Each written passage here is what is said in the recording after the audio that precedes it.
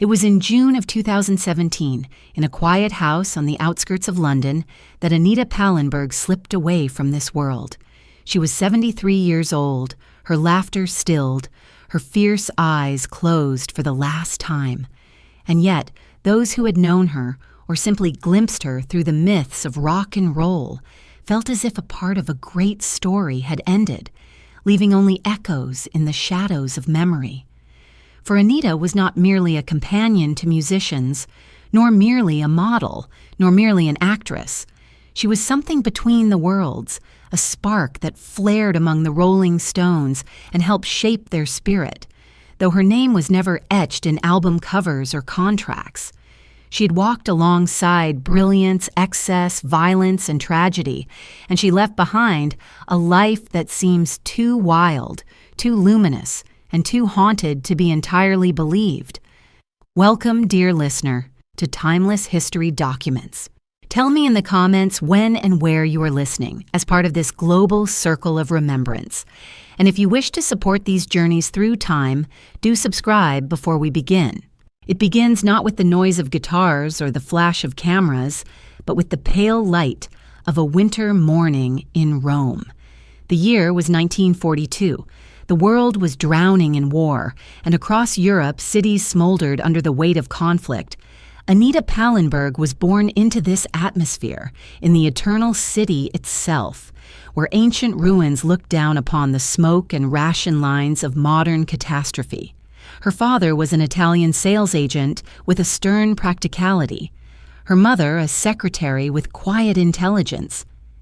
Their lives were not extravagant, but Anita's childhood unfolded amid the contradictions of Rome. Streets that carried the grandeur of empire and the austerity of survival. One can imagine the air she first breathed, tinged with the dampness of stone, the lingering smoke of bombed-out quarters, the faint sweetness of oranges from nearby markets. In such an atmosphere, perhaps, Anita's restless spirit was already forming. She grew up speaking Italian and German, and later French and English, her tongue as shifting as the cities she would inhabit. The war passed, and Europe entered a long recovery. Children of that era often carried within them both resilience and hunger. Resilience because they had known scarcity, and hunger because they had glimpsed destruction and yearned for something more vivid, more alive. As Anita grew, her striking features began to draw attention. She was tall, with sharp cheekbones and eyes that seemed to command rather than merely gaze. Those who met her often spoke of her charisma, a force not easily described, for it was not beauty alone that set her apart. Beauty in itself can be fragile, but charisma possesses weight, a gravity that pulls others into its orbit. And so it was with Anita. In schoolyards, in social gatherings, she carried an energy that marked her as one who would not remain confined to quiet, ordinary corners. The Rome of the 1950s was a city reborn. Cinecittà studios drew filmmakers from across the globe, and fashion houses blossomed, mingling tradition with daring post-war modernity. Anita drifted into this world almost naturally. Modeling opportunities arose. Cameras adored her, though she seemed almost indifferent to them, as if the lens was merely another object reflecting her spirit back to itself. She appeared in small shoots, photographs that captured her elegance, yet failed to contain the restless intelligence behind her eyes. For Anita was never satisfied with standing still. She sought movement, change, new languages, new scenes. She left Rome, journeying first to Munich and then to Paris, drifting like a leaf caught in shifting winds. These early wanderings reveal something essential about her. Many who look back upon her life imagine it as reckless, but there was also intention. Anita was always searching. What she sought is harder to define.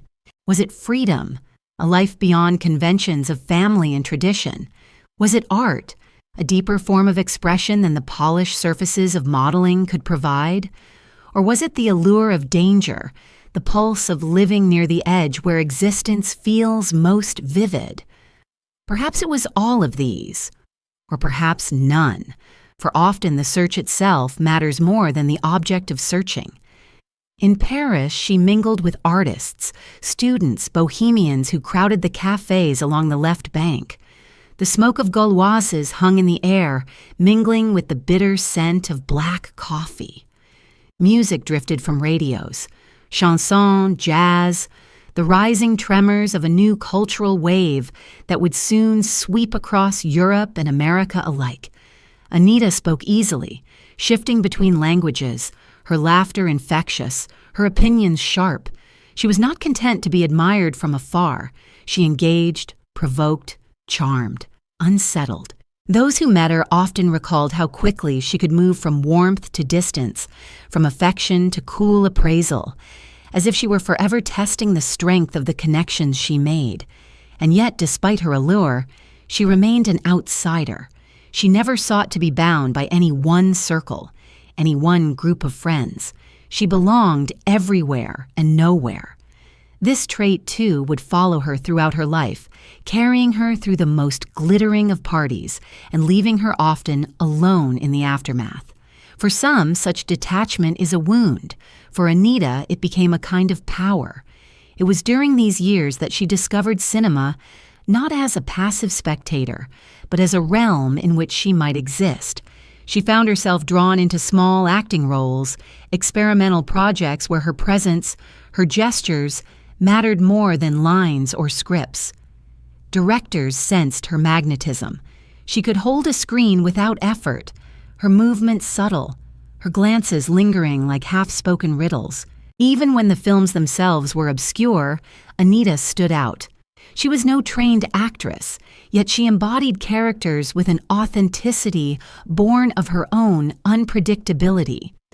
One cannot help but wonder, did she see acting as a craft to master, or merely as another adventure, another disguise to wear before moving on? At times, it seemed as if Anita was chasing light itself, the light of cameras, of stages, of ideas, of experiences. But light casts shadows, and already the shadows gathered. Her hunger for movement carried with it a refusal to settle, and those who wander endlessly may find themselves unmoored. In drifting between Rome, Munich, and Paris, she collected admirers, lovers, companions. Yet behind each connection was a question left unanswered. Did she seek intimacy or only reflection of her own restlessness? Imagine her at this stage, a young woman in her early 20s dressed in bold fabrics, her hair falling loosely, her eyes lined with kohl. She leans against a wall in a Parisian bar, listening to a stranger speak of poetry. The music in the background shifts to a trembling guitar chord, foreign yet familiar. She turns her head, distracted, as if hearing something from far away. Perhaps she does not know it yet, but that sound, electric, insistent, will carry her to the center of a storm. That chord is the prelude to the Rolling Stones, to Brian Jones, to Keith Richards, to decades of excess, beauty, and loss. But in this moment, it is only a chord, unresolved, vibrating in the air, waiting for her to follow. The train's rhythm carried her away, the low groan of wheels turning against metal, echoing through the compartments of memory. Anita Pallenberg often spoke of her travels as if they were natural, inevitable passages, like rivers moving toward the sea. One could imagine her in a carriage somewhere between Munich and Paris, the windows smeared with rain, the silhouettes of strangers hunched in silence, and Anita leaning back with her head against the glass, her reflection merging with the blur of passing landscapes. She was restless, never satisfied with one city, one set of faces, one horizon. For her, movement itself became a way of being, as though only in transition could she feel most alive. Munich at the time was rebuilding itself after the devastation of war, its streets both scarred and defiant. In its art schools, in its clubs, there was a hunger for modernity, for new forms of expression that would break from the heaviness of history. Anita slipped into this world with her usual ease. She spoke German fluently, carried herself with cosmopolitan confidence, and attracted attention in every gathering. She mingled with artists, photographers, fashion students, and musicians, but she never let herself be defined by any of them. For Anita, belonging was temporary. She could join the rhythm of a circle, and then, just as suddenly, drift away, leaving others bewildered at her sudden absence. In Munich, she first brushed against the world of high fashion. Her tall frame and striking looks made her an ideal subject for photographers who were eager to capture the new face of post-war European style. She posed in bold patterns, sharp silhouettes, and carried herself not with the practiced stillness of a model, but with a kind of sly indifference, as though the camera were an object she could seduce or dismiss, depending on her mood. Many who later looked back at these photographs remarked that Anita seemed less like a model and more like an actress caught mid-scene. The images did not feel staged. They felt like fragments of some larger narrative. Already her presence unsettled the line between fashion and performance. Yet even as she entered this world, Anita was restless. Munich was too close to home, too structured, too familiar. The real heartbeat of the avant-garde, she sensed, lay further west, in Paris, where students and artists crowded into cafes, where jazz floated through smoky rooms, where cinema was reinventing itself with each passing season. And so she boarded another train, carrying little with her except clothes, cigarettes, and an unquenchable appetite for experience. The train's rocking rhythm lulled her into reverie, and when she awoke, the landscape had shifted again, as though her life were always framed by windows filled with blurred images of fields, towns, and rivers. And Paris in the early 1960s was alive with a fever of creation. The left bank cafes were crowded with philosophers debating under the dim light of street lamps. Students filled the squares with shouts of protest and poetry, their energy preparing for storms that would fully erupt later in the decade. Painters, filmmakers, and musicians all gathered in the same narrow streets, creating a sense that art was not confined to galleries or stages, but was simply the air they breathed. Into this ferment, Anita arrived, and her presence seemed to fold naturally into the chaos. She found work as a model once again, appearing in shoots for magazines that sought to capture the elegance and daring of a new European youth. Her face, angular yet soft, carried both mystery and defiance. Photographers often argued over how best to capture her, whether to highlight her aristocratic poise or her wild energy. Yet Anita herself cared little for these debates. She seemed to regard modeling as a means to move forward, not an end in itself. She never chased fame for its own sake. Instead, she drifted toward encounters, toward moments of intensity, toward the electricity of being alive in a room filled with strangers who might tomorrow be gone. It was in Paris that her interest in cinema deepened. The French New Wave was transforming film, stripping away the heavy sets and polished scripts of old and replacing them with handheld cameras, improvised dialogue, and stories that felt like stolen fragments of real life. Anita found herself drawn to this immediacy. She began to appear in small projects, experimental films where her charisma often eclipsed the narrative itself. She did not yet see herself as an actress, yet on screen she possessed an undeniable weight. Directors described her as a natural, someone who needed no rehearsal to command attention. For Anita, the camera was less a stage and more a mirror of her own unpredictable being. In these Parisian years, she cultivated a style that would later ripple outward into the wider world. Long coats, embroidered fabrics, scarves tied with careless elegance, bold jewelry mixed with pieces that seemed found rather than purchased. She dressed not to follow fashion but to invent her own, and others quickly began to imitate her. Friends remembered how she could transform an ordinary gathering simply by walking into the room. Her presence, a kind of performance that blended confidence with mystery. Style, for Anita, was not ornament. It was a form of existence, a language through which she announced her refusal to be ordinary. And yet beneath all this glamour and restless charm, there lingered a sense of solitude. Anita moved easily among groups, but she rarely anchored herself. Her friends often felt that even as she laughed and smoked beside them, some part of her was already elsewhere, gazing toward the next horizon. This detachment gave her a power that drew people closer, even as it kept them at a distance. To know Anita was to feel both intimacy and estrangement, as though she allowed others to glimpse her world but never fully enter it. Perhaps it was this quality that later fascinated musicians and artists alike, for she embodied both muse and mystery. The rhythm of Paris life suited her, but it did not still her hunger. She had tasted Rome, Munich, and now Paris, yet something greater called. The early 1960s carried with them the pulse of music, a new sound rising from London, Liverpool, and America. Rock and roll was no longer simply music. It was becoming a revolution of style, of identity, of possibility. Anita, whether consciously or not, was already leaning toward this storm.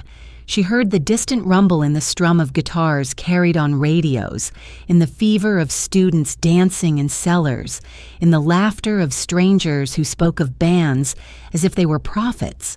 She was restless again, searching for the place where art, music, and life would fuse most completely. And so the train carried on, its rhythm echoing in her bones. She would soon find herself in places where the train's steady sound would give way to the wild distortion of amplifiers and the roar of crowds. For now, though, it was only rhythm, a background pulse, like a heartbeat guiding her forward. The window beside her blurred with rain, and her reflection gazed back, eyes sharp, lips slightly parted, as though already anticipating the next encounter, the next transformation. The train slowed, the brakes screeching softly, and outside the platform, lights flickered in the damp night air. She gathered her bag, pulled her coat tighter, and stepped into the city once more, ready to dissolve into its noise and light. But just beyond those lights, hidden in some smoky club, a guitar chord lingered, waiting for her to hear it again. The sound would pull her further than she had yet traveled, into a world where passion and destruction walked hand in hand. Yet on this night, it was still only a faint echo, as if the universe itself were whispering of what was to come. The shimmer of cinema light lingered in her eyes, as if the screen itself had imprinted its glow upon her. In Paris, Anita often slipped into darkened theaters, where the air was heavy with tobacco smoke and the hum of projectors filled the silence between dialogues. She sat among strangers, her gaze steady, not merely watching the films but absorbing them, as though each scene were a portal to a new way of living. These were the years when French cinema broke its own rules, when directors like Godard and Truffaut turned away from grand studios and sought instead the raw immediacy of streets, cafes, and fleeting encounters. Anita, already restless in her spirit, felt at home in this revolt against tradition. Her first brushes with film were almost accidental. A friend of a friend asked her to step in front of a camera, not because she had studied acting, but because she had presence.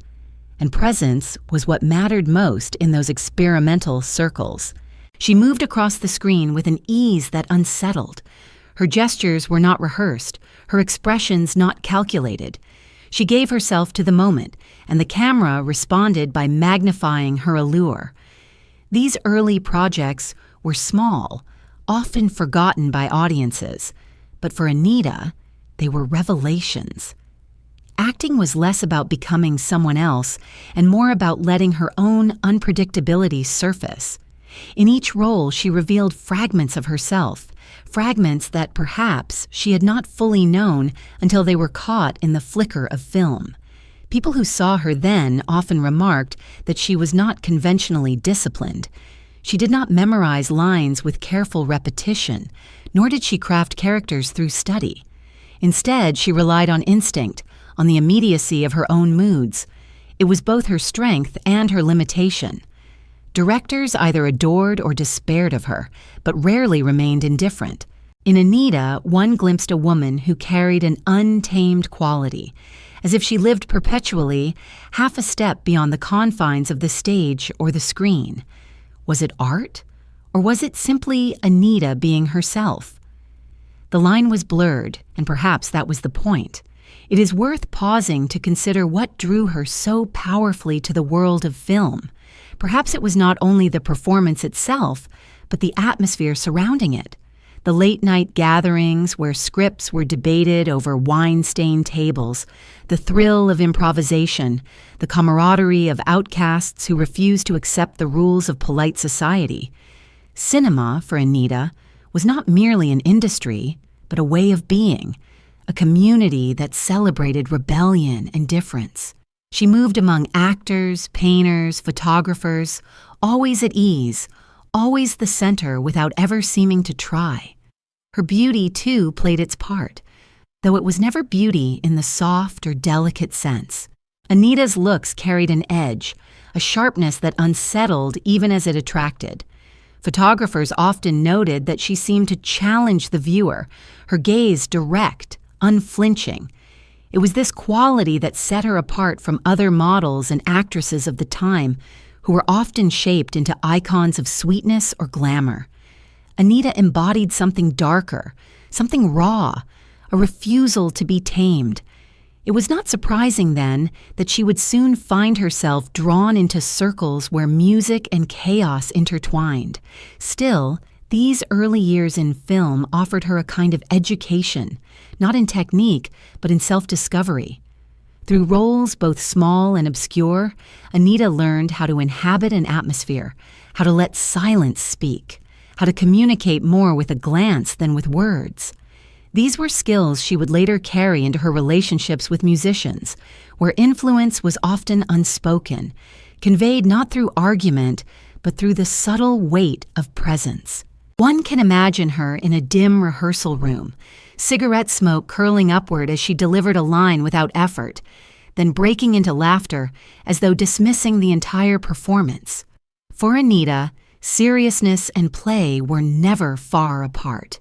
She could be utterly absorbed one moment and entirely indifferent the next. This unpredictability was part of her charm, but also the source of her turbulence. To those who loved her, it was intoxicating. To those who sought stability, it was exhausting. And yet, amid the shimmer of projectors and the clatter of Parisian streets, something deeper stirred. The cinema light that reflected in her eyes seemed to hint at another kind of illumination, one not confined to film. She was beginning to sense that her life itself might become a kind of performance, a theater of beauty, scandal, and tragedy. If film gave her a mirror, music soon gave her a stage. For in the distance, faint yet growing, was the sound of a guitar chord, an electric vibration that would carry her beyond Paris, beyond acting, beyond herself. It was in those days that she first began to encounter the records of the British bands rising to prominence across Europe. The Beatles charmed with melody, but there was another group, rougher, more dangerous, that seemed to speak in a language closer to Anita's own restless pulse. The Rolling Stones. Their music, still raw and unpolished in those early years, carried within it both rebellion and seduction. Anita listened, perhaps in some smoky bar, perhaps in the apartment of a friend, and felt the chord resonate. She could not yet know that she would soon become part of their world, not as a fan or bystander, but as a figure woven into their very myth. The shimmer of cinema light dimmed, replaced by the hum of amplifiers. The transition was not sudden but inevitable, as though her wanderings had been leading her toward this moment all along. The girl who had drifted from Rome to Munich to Paris, who had posed for photographers and improvised before cameras, was about to step into a storm fiercer than any she had known. The sound of a guitar chord grew louder, vibrating through walls and windows, demanding her attention. She turned her head, listening, And in that act, she crossed the threshold into a world where love, violence, beauty, and ruin would all converge. The guitar chord hung unresolved in the air, trembling like a question that could never be fully answered. What does it mean to become a muse? To shape art without being credited for it? What does it mean to live at the center of brilliance and destruction, and to carry both within oneself? These questions would soon follow Anita wherever she went, like shadows cast by the flickering light of the screen. And so the shimmer of cinema light faded, leaving in its place the sharp, smoldering glow of a cigarette in a darkened room, the first meeting place of fates soon to be entangled. The screen went dark, and in its silence the music began. The cigarette smoldered into silence, its thin ribbon of smoke rising and twisting in the dim air of a London club. It was the mid-1960s, and Anita Pallenberg, having followed the currents of her restless spirit from Paris to the English capital, stepped now into the dense atmosphere of a scene that seemed to pulse with both danger and allure. London was alive with music. The city's streets vibrated with guitars, its youth dressed in defiance, its nights unspooling into dawn. For Anita, it was not merely another stop on her wandering path. It was the beginning of an entanglement that would forever bind her name to the legend of the Rolling Stones. It is said that she first encountered Brian Jones, the blonde, mercurial founding member of the Stones, in 1965. Accounts differ. Some place the meeting in Munich, others in a Paris club, but all agree that their attraction was immediate, fierce, and consuming.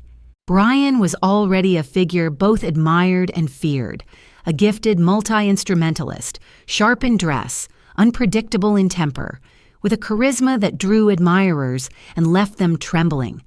Anita, with her sharp intelligence, her polyglot tongue, her fearless presence, matched him in intensity. When their eyes met across the haze of smoke and noise, there must have been an unspoken recognition. Here was someone who would not bend, someone who would both fascinate and challenge him. Their relationship began as a blaze, quick and brilliant, filled with passion that spilled over into violence. Anita later recalled how Brian could be tender, almost fragile, and yet moments later turn cruel, his anger flaring without warning. She endured beatings, insults, and humiliation, yet she did not retreat. To many around them, it seemed impossible to understand why she stayed. But passion is seldom rational. Anita, who had drifted through cities and lovers, found in Brian not stability, but a mirror of her own chaos. Perhaps she believed she could save him, or perhaps she was drawn to the very darkness that consumed him. Together, they became a vision of style and decadence. Brian's dandified clothing, velvet jackets, patterned shirts, and scarves, found its perfect counterpart in Anita's flowing dresses, her bold jewelry, her confident stride. They seemed less like a couple and more like an apparition, drifting into clubs and parties with an air of untouchable glamour. People watched them, whispered about them, envied them. And yet, behind the brilliance, there was a storm. Their love was not gentle but corrosive, and each quarrel threatened to undo them. It was during these years that Anita's influence on the Stones began to crystallize. She was no passive companion. Her opinions carried weight. Her taste guided choices of clothing and attitude. Her sheer presence demanded attention. She brought with her not only beauty, but a continental sophistication, a knowledge of art, film, and fashion that elevated the group beyond the raw swagger of rock and roll.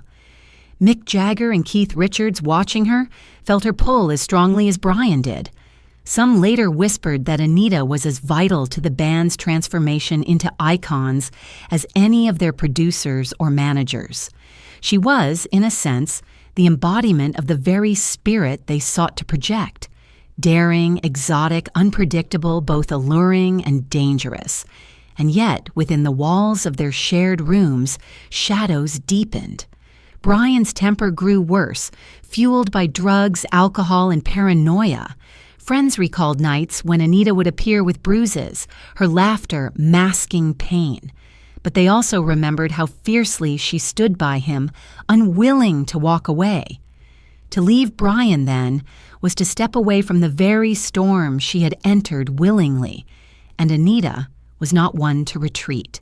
She was drawn to intensity, even when it threatened to destroy her.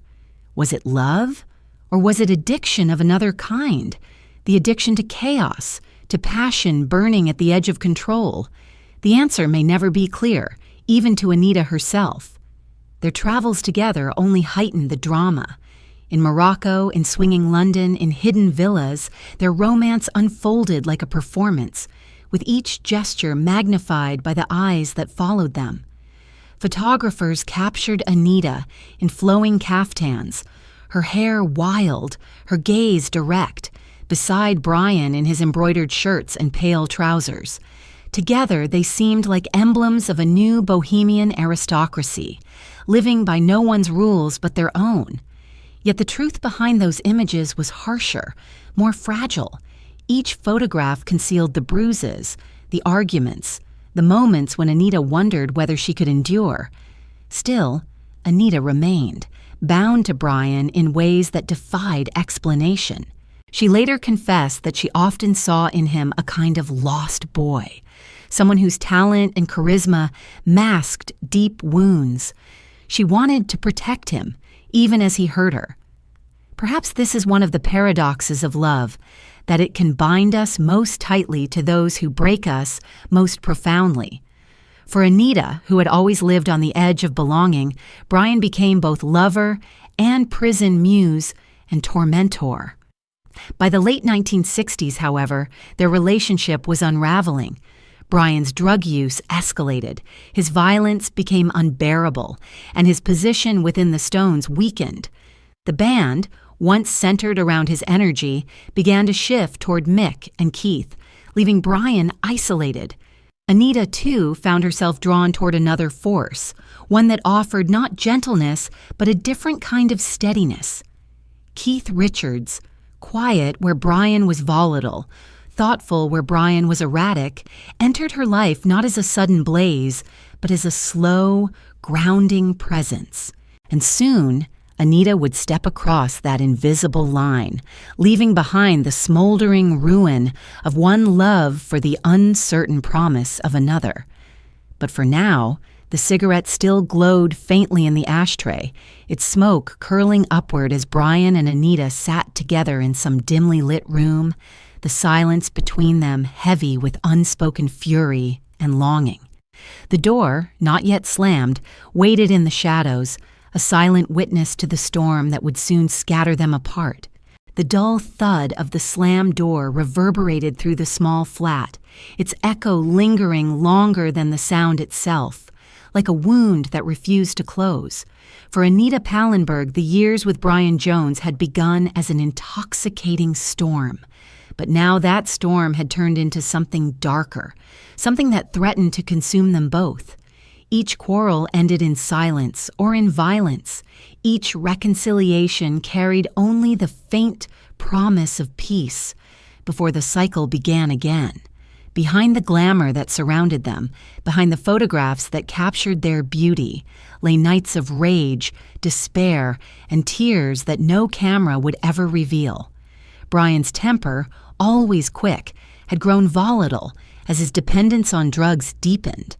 His mind, once quick and curious, became shadowed by paranoia, his body weakened by excess. He struck out at Anita not only with words, but with hands, blows delivered in fits of jealousy and fear. Friends and witnesses, uncomfortable with what they saw, often looked away, too enamored of the spectacle of the Stones to intervene. Anita bore the marks quietly, sometimes covering them with scarves or makeup, sometimes leaving them visible as though daring others to notice. She was no silent victim, however. She fought back with words, with icy contempt, with sudden withdrawals of affection that left Brian spiraling further into insecurity. Their love had become a battlefield, and both were its casualties. And yet, for all its brutality, there remained between them a bond that defied easy explanation. Anita, who had always lived by her own rules, who could have walked away as easily as she drifted from city to city, stayed. Some said it was love, others insisted it was fascination, and still others believed it was the intoxication of destruction itself. She once described Brian as a boy lost in his own storms, someone who needed her, someone she could protect even as he hurt her. Perhaps, too, she recognized in him a reflection of her own chaos, her own hunger for intensity. It is a strange truth that sometimes we are bound most tightly to what destroys us, as though in ruin we hope to find revelation. The parties they attended together only heightened the contradictions. In the bright rooms of London's elite, surrounded by musicians, artists, and hangers-on, Brian and Anita were dazzling. She in her embroidered gowns, her hair flowing freely, her sharp wit cutting through conversations, he in his velvet jackets, his blonde hair shining, his aura of dangerous brilliance commanding attention. They were the picture of Bohemian royalty, the golden couple at the center of the storm. Yet when the lights dimmed and the crowds dispersed, when the applause faded and the laughter was gone, they returned to their private wars. Battles waged in whispers and shouts, in silence and fists. It is easy, perhaps too easy, to condemn or to pity. But to dwell in their world was to inhabit contradictions.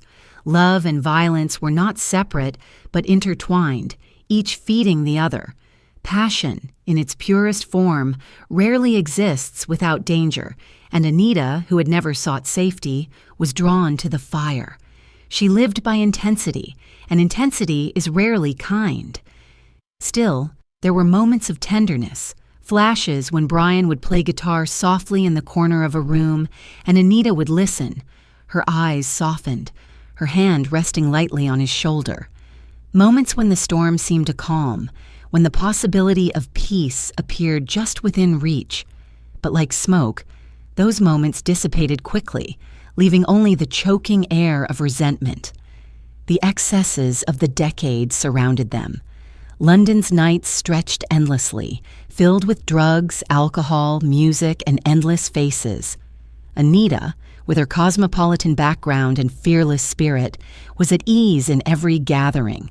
She spoke with artists about film, with designers about style, with musicians about sound. She was not content to be a silent companion. She contributed, provoked, inspired. Many later said she carried an authority that shaped the Stones' very image, that her style, her intelligence, her daring gave the band a kind of sophistication it had lacked before. Mick and Keith admired her, respected her, even as Brian clung to her desperately, fearing her attention might slip away. And in truth, it was beginning to slip. The very qualities that drew her to Brian now pushed her toward others. She saw in Keith Richards something different, something steadier, less flamboyant but more enduring. Where Brian's fire burned hot and quick, Keith's glow was slow, like embers that refused to die. Anita, who had endured too many slammed doors, too many bruises, began to sense another path. Not a path of safety, for Keith too lived in excess and chaos, but one of companionship that felt less like imprisonment and more like shared rebellion. Still, the years with Brian marked her deeply. They left scars not only on her body, but on her soul. She carried from that time an understanding of love as both rapture and ruin, a lesson that would haunt her in the years to come. And perhaps, too, those years shaped her presence within the Stones' circle, for she had seen firsthand the destructive currents that lay beneath the glamour, and she knew better than most the cost of living in the shadow of genius. Imagine the room after one of their fights, the air heavy with smoke, the ashtray filled to overflowing, the curtains drawn against the morning light. Anita sitting silently on the edge of the bed, her face pale, her hair disheveled, her eyes staring not at Brian, but at something beyond him, something unreachable. Brian pacing, muttering, desperate for forgiveness, for attention, for the assurance he could never truly hold. Outside, the world celebrated them, unaware of the silence that filled the spaces between their public appearances. The dull thud of the door still lingered, its echo stretching forward, marking the beginning of an ending. Anita, though still bound to Brian, was already moving away in spirit. Her laughter at parties no longer softened when he drew near. Her glances strayed more often toward the quiet figure of Keith, whose presence promised a different kind of storm. The path ahead was uncertain, but one thing was clear. The life she had with Brian could not last. The violence, the excess, the endless quarrels, these were not merely phases but signs of collapse. And so, the door remained closed, silence heavy behind it, while Anita sat in the dim light, the smoke from a half-burned cigarette curling upward like a question left unanswered. The thud of that door was not just the sound of a fight, but the sound of a chapter ending, though neither she nor Brian could admit it then. In its place, faint and distant, came the clinking of glasses left unfinished, the quiet murmur of another room, another life waiting to be entered. The clinking of glasses left unfinished carried softly into another room, into another presence, quieter and steadier than the tempest Anita had endured with Brian. Keith Richards did not announce himself with the flamboyance of Brian's velvet jackets or the sharpness of his temper. He was, instead, a figure who lingered at the edge of rooms, guitar in hand, his laugh low, his eyes half hidden beneath unkempt hair. Where Brian's energy was quicksilver, mercurial, and volatile, Keith's was slower, like a steady pulse beneath the chaos of the band. And it was toward that pulse that Anita's gaze began to drift, first in moments of silence, then in nights of companionship, until finally her life bent toward his. Their bond grew not in sudden fire, but in the gentle rhythm of shared hours, of conversations that stretched into the night, of silences that did not demand to be filled. Anita, who had always thrived in turbulence, seemed at first uncertain of this quieter intensity. Keith did not try to dominate her, did not strike with words or blows. He simply remained, present in a way that Brian never could be.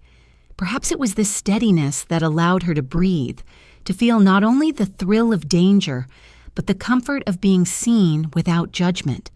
She once said that Keith was like a brother, a lover, a partner all at once, someone who accepted her entirely, even her shadows. Yet theirs was no ordinary love story. They met in the very heart of rock and roll's wildest years, in the midst of excess that few outside their circle could comprehend. Drugs, alcohol, endless parties, the constant presence of strangers seeking to bask in their glow. These were the background of their intimacy.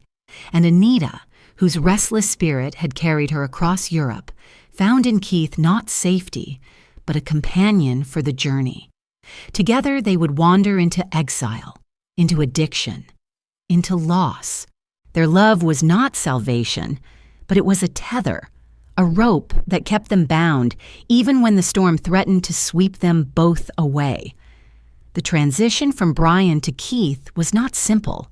It was scandalous, whispered about in London's clubs, dissected by those who watched the Stones, not only for their music, but for the dramas that unfolded around them. To leave Brian for Keith was to cross an invisible line within the band itself, a betrayal that some said fractured loyalties, but Anita was never one to be bound by convention. She followed her own compass, and it pointed now toward Keith. Brian, already unraveling under the weight of his own demons, could not hold her. The slammed doors, the bruises, the endless quarrels had closed that chapter. In Keith, she found not peace, for peace was never her way, but a new form of passion, one less violent, yet equally consuming. Their early days together carried a kind of Bohemian romance. They traveled, they laughed, they shared music. Keith adored her wit, her intelligence, her style. She adored his quiet humor, his loyalty, his ability to remain grounded even as fame and excess swirled around them. In public, they appeared as a pair of gypsy royals, dressed in flowing clothes, adorned with scarves and rings, their hair unkempt, their eyes alive with mischief. In private, they created a world of their own, one where tenderness mingled with intoxication, where children would soon be born, where love and destruction walked side by side. Yet it would be misleading to paint their union as gentle refuge. For all its warmth, it was still bound to the excesses of the time. Drugs became a constant presence, weaving themselves into their nights and mornings, their laughter and arguments. What began as shared indulgence soon grew into dependence, a shadow that followed them into exile and beyond. Anita, who had once drifted freely from city to city, now found herself wandering the labyrinth of addiction, and Keith wandered with her. Their love was strong, but it was tested by needles, powders, and the endless pull of escape. Even so, those who knew them often remarked that Anita and Keith seemed inseparable. She was his equal, not a shadow. On stage, she stood beside him with confidence, her gaze steady, her presence commanding. Off stage, she offered opinions that shaped his choices, sometimes even influencing the direction of the band itself. Keith often admitted that Anita's judgment mattered to him more than anyone else's, that her approval or disapproval could alter his perspective on a song, on a performance, on a decision. In this sense, she was not merely his lover, but his partner, a figure woven deeply into his creative life. Their years together also brought children, moments of joy that softened even the harsh edges of their excess.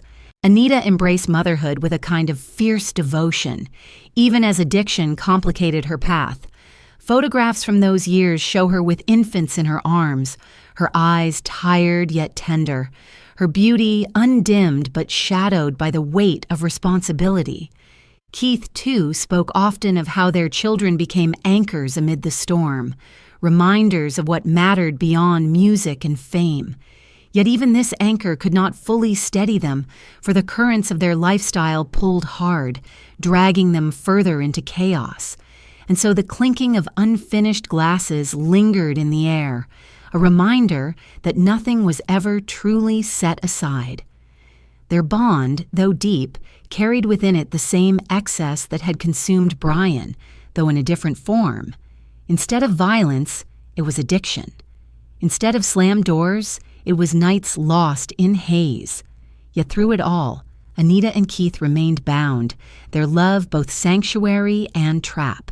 One can picture them in a villa in the south of France, the summer air thick with heat, the sound of guitars drifting from an open window, glasses of wine half empty on the table, a child's laughter echoing in the distance.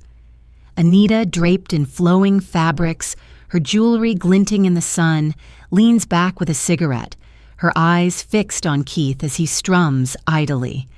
In that moment, there is no storm, no scandal, no addiction, only the quiet rhythm of two lives intertwined.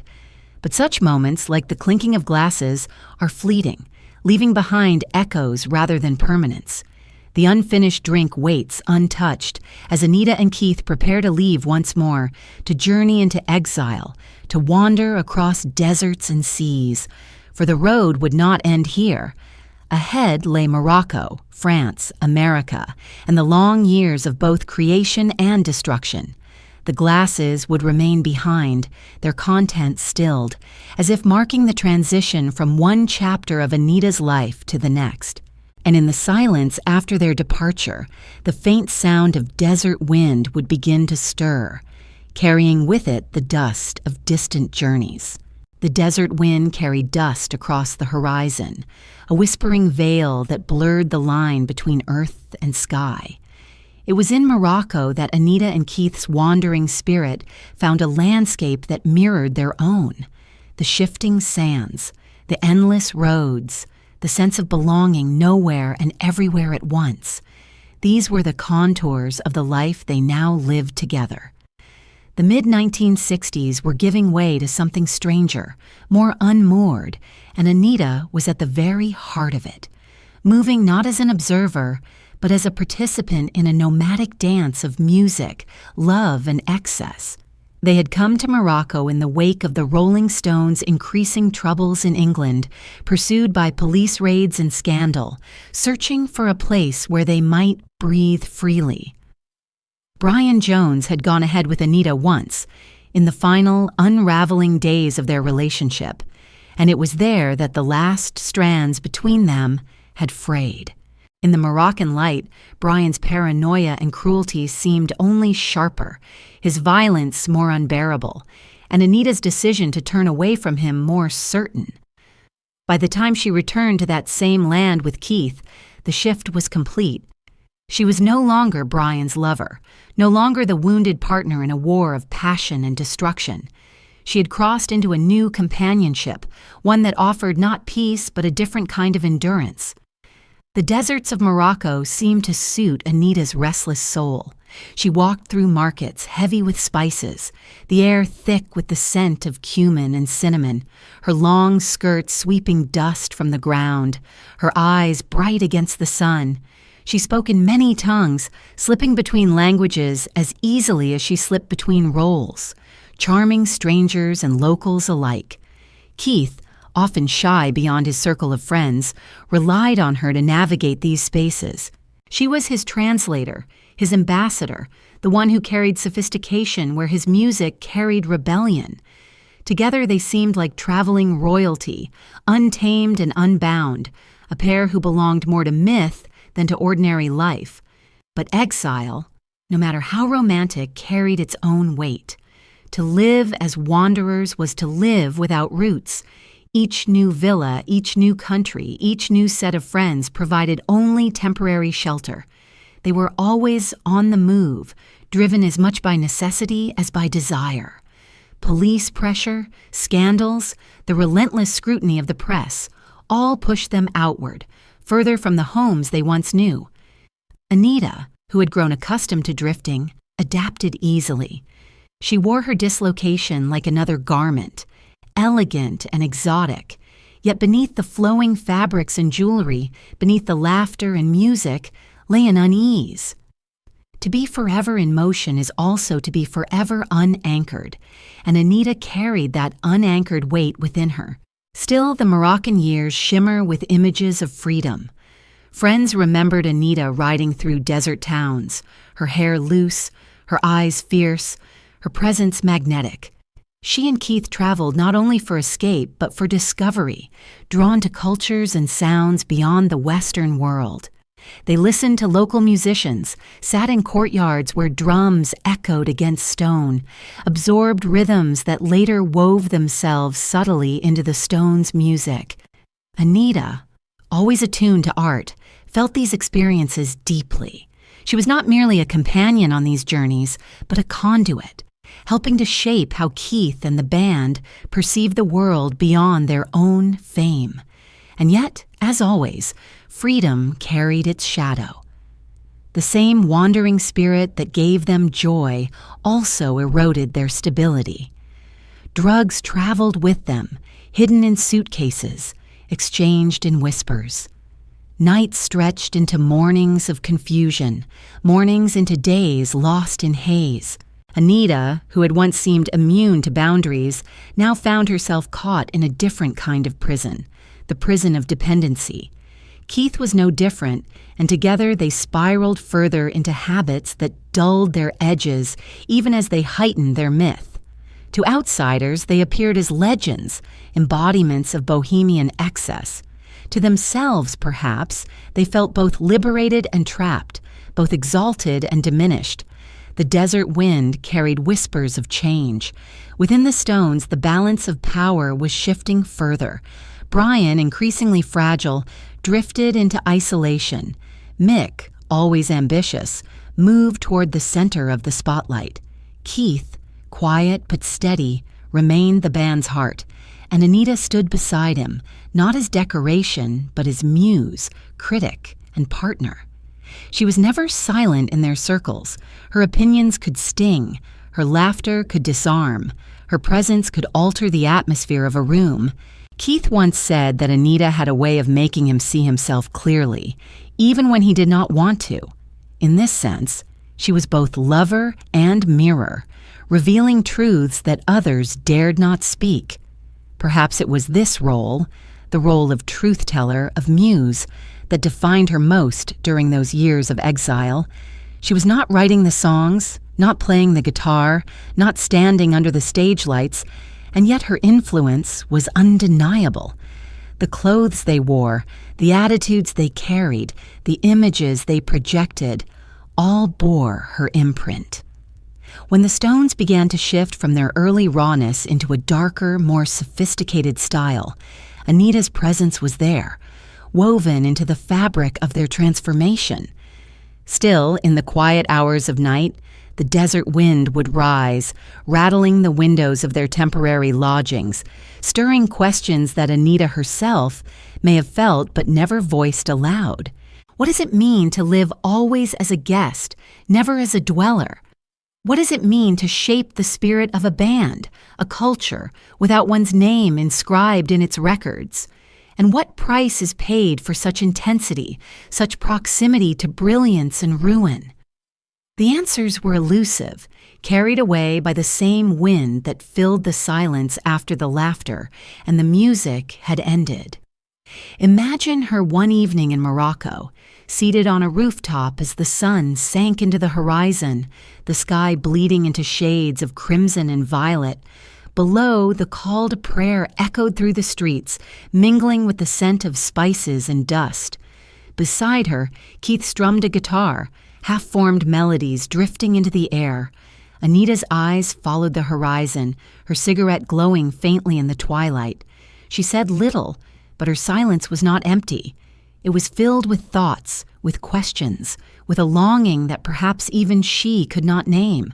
The desert wind rose again, carrying dust across the rooftop, across the faces of two wanderers who had made Exile their home. It would follow them into France, into America, into the long years of music and excess. For Anita, the wandering was never simply about place. It was about spirit, about a refusal to be still, about an endless hunger for life in all its beauty and destruction. The wind carried her onward, always onward, until even the hum of amplifiers seemed to blend with its voice, as though the world itself were preparing for the next chapter of her story. The dust did not settle. It lingered in the air, shimmering faintly in the glow of a lamp, like a veil between past and future. And as it shimmered, a different sound emerged, the low hum of an amplifier left on, waiting, trembling, a reminder that music was never far away, that the storm of the Stones was always ready to surge again. The hum of the amplifier lingered in the empty room, a low vibration that seemed to hang in the air long after the last note had been played. It was a sound that belonged to the heart of the Rolling Stones, a reminder that music never truly slept, that it thrummed beneath every silence, waiting to rise again. For Anita Pallenberg, the hum was more than background. It was a pulse that ran through her life, an invisible tether binding her to the band, to its chaos, its glory, and its shadows. She was no mere witness to their golden years. She was woven into them, shaping their image, influencing their art, leaving her mark on a legacy that would outlast them all. The late 1960s were a time of transformation for the Stones. They had moved beyond the raw imitation of American blues that marked their early years, reaching instead toward something darker, more sophisticated, and more dangerous. This was the period of Beggar's Banquet, Let It Bleed, and the beginnings of Sticky Fingers. Their sound thickened, their lyrics grew sharper, their image evolved from scruffy outsiders to decadent lords of rock and roll, And through it all, Anita's presence loomed, subtle yet undeniable. She was not on stage, not credited on the albums, yet her influence was everywhere. Her style, exotic fabrics, flowing gowns, bold jewelry, boots laced to the knee, became inseparable from the Stones' aesthetic. Photographers captured her as often as they captured the band, and her look filtered into the consciousness of an entire generation. Young women imitated her clothes, her gestures, her insouciant defiance. Young men, even those outside the Stones, were drawn to her magnetism. She was not a passive beauty, but a figure who radiated authority, who made the rooms she entered feel altered simply by standing in them. But it was not only fashion that bore her mark. Those who were there in the studios, in the houses where the Stones lived and worked, remembered Anita as an active force. She listened to songs as they took shape, offering comments with a sharpness that could wound but also refine. Keith, who trusted her judgment above all, often sought her opinion. Mick, too, paid attention, for though his ego was vast, he knew Anita's instincts were keen. She had lived among filmmakers, artists, poets. She knew what was alive in the culture and what was already fading. Her presence became a kind of silent editing process, shaping choices before they solidified into records. Some even said that Anita's energy bled into the music itself. The songs of this era carry within them a certain sultry darkness, a blend of seduction and menace that feels inseparable from her presence. Tracks like Sympathy for the Devil and Gimme Shelter seem to echo her influence, their atmosphere less about melody than about mood, about danger disguised as allure. Keith would later admit that Anita's voice can be faintly heard in Sympathy for the Devil, her laughter threading through the song like smoke. She was not credited, but she was there, as she was in so many places, her imprint lingering just beyond the surface. Life with the Stones during these years was a blur of creativity and chaos. Days spent in studios stretched into nights, filled with drugs, parties, and strangers drifting in and out of their orbit. Anita thrived in this atmosphere, at least outwardly. She moved through the rooms with elegance, her laughter sharp, her wit cutting, her charisma undimmed. To some, she seemed like the queen of the circle, the one who set its tone. But even queens carry burdens. Behind the glamour lay exhaustion, dependency, and the quiet ache of being always present, yet never officially acknowledged. Still, Anita was not one to dwell on invisibility. She understood power differently.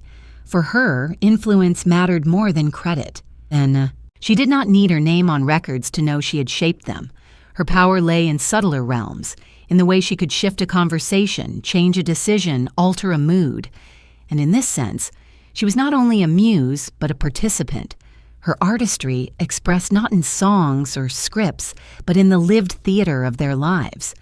Imagine one night in a London studio, the amplifier still humming as Keith fiddled with a riff, Mick scribbling lines on a scrap of paper, Charlie waiting quietly at the drums.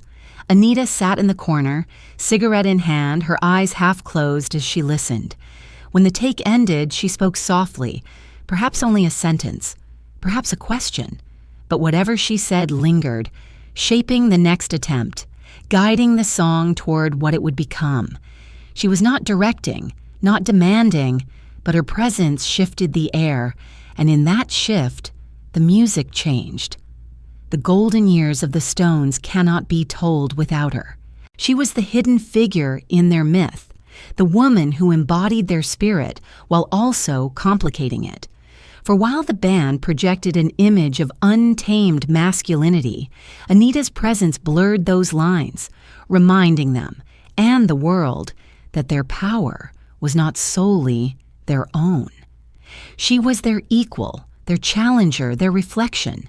Without her, the Stones might still have been great, but with her, they became something more, not just musicians, but icons of a whole way of life, a life of glamour and chaos, allure and ruin. Yet even in the midst of this brilliance, Anita's own struggles deepened. The same excess that fueled creativity also eroded stability. Drugs, once indulgences, became dependencies. Nights blurred into days, memories into fragments. Her role as Muse came with its own cost, the weight of being both essential and invisible, celebrated and dismissed. She carried it with grace, but the burden grew heavier with time. Still, for those who looked upon her then, she seemed untouchable. Her beauty, though no longer the fresh bloom of youth, had sharpened into something fiercer, more magnetic. Her style influenced fashion houses, her presence inspired artists, her spirit haunted songs. She was living art, moving through the world as though each gesture, each glance carried meaning. And perhaps it did. For in Anita, the line between life and art dissolved, leaving only the hum of the amplifier, that endless vibration, reminding all who listened that music and life were not separate, but intertwined. The hum lingered, unresolved, vibrating in the silence after the song, and from that silence, another sound emerged. A piano note struck and left hanging, a single tone echoing in the dark, as if inviting her to follow it into the next passage of her story. The piano note trembled in the air, suspended, unresolved, as though it were both a sound and a silence at once. In that lingering vibration lay the essence of the Rolling Stones recording sessions during their golden years, moments that seemed eternal, stretched into nights that never truly ended, where music and chaos folded into one another until no one could tell where the song began or where it might end. Anita Pallenberg was there in those rooms, a presence both quiet and commanding, her gaze steady as the band stumbled through riffs, arguments, and bursts of inspiration. She was not behind an instrument, not at the microphone, yet her influence was unmistakable, woven into the very atmosphere of creation. The late 1960s and early 1970s were an extraordinary period for the Stones. The band gathered in studios in London, in Los Angeles, in the south of France, wherever their restless lives and legal troubles allowed them to record.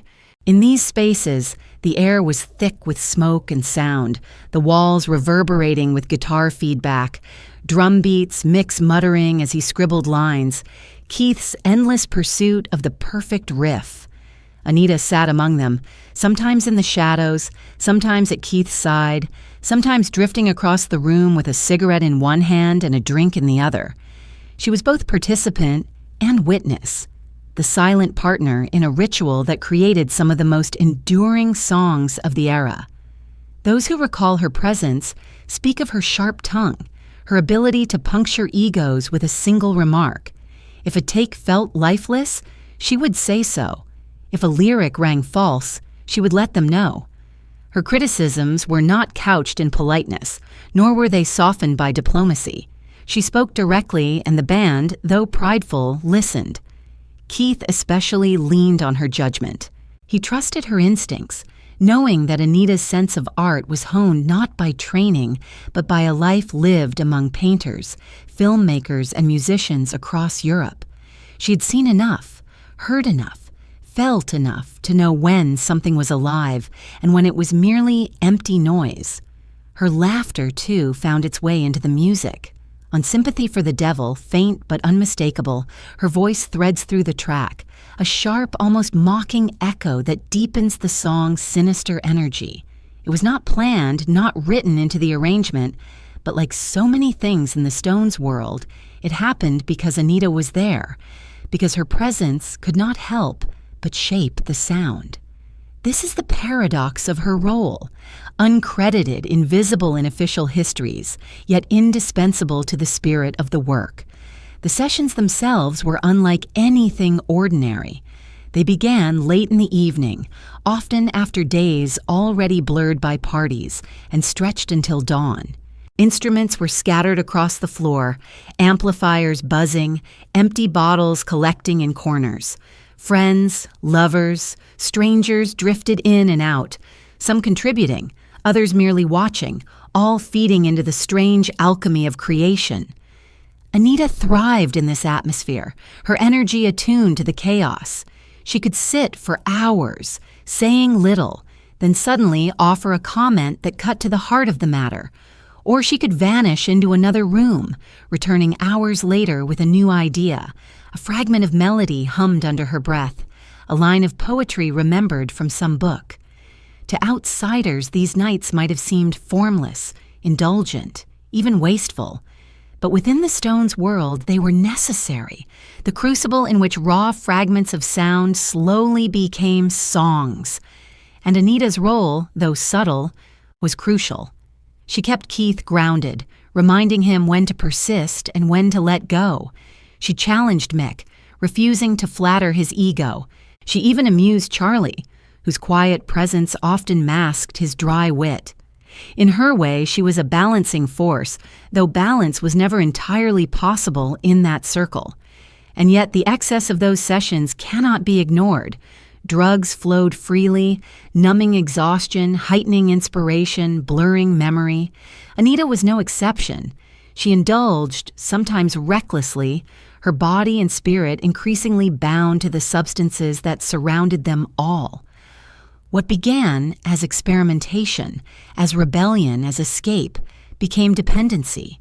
Still, in those moments of creation, she seemed untouchable, her beauty sharpened by smoke and shadow, her mind alert, her voice carrying weight. There is a photograph from one of those nights, Anita seated on a couch, her legs crossed, a cigarette poised between her fingers. Around her, instruments lie scattered. Keith slumped over his guitar, Mick gesturing with restless energy. Anita's expression is calm, almost amused, as if she sees more than the others, as if she knows that these nights will one day be remembered not only for the music, but for the myth. In that image, one glimpses the truth of her role. Not performer, not bystander, but something in between. A figure whose life was itself part of the performance. It is tempting to romanticize these sessions, to imagine them as pure expressions of genius. But Anita, who lived through them, knew better. She knew the boredom, the repetition, the false starts. She knew the cost of brilliance, the toll it took on bodies and minds.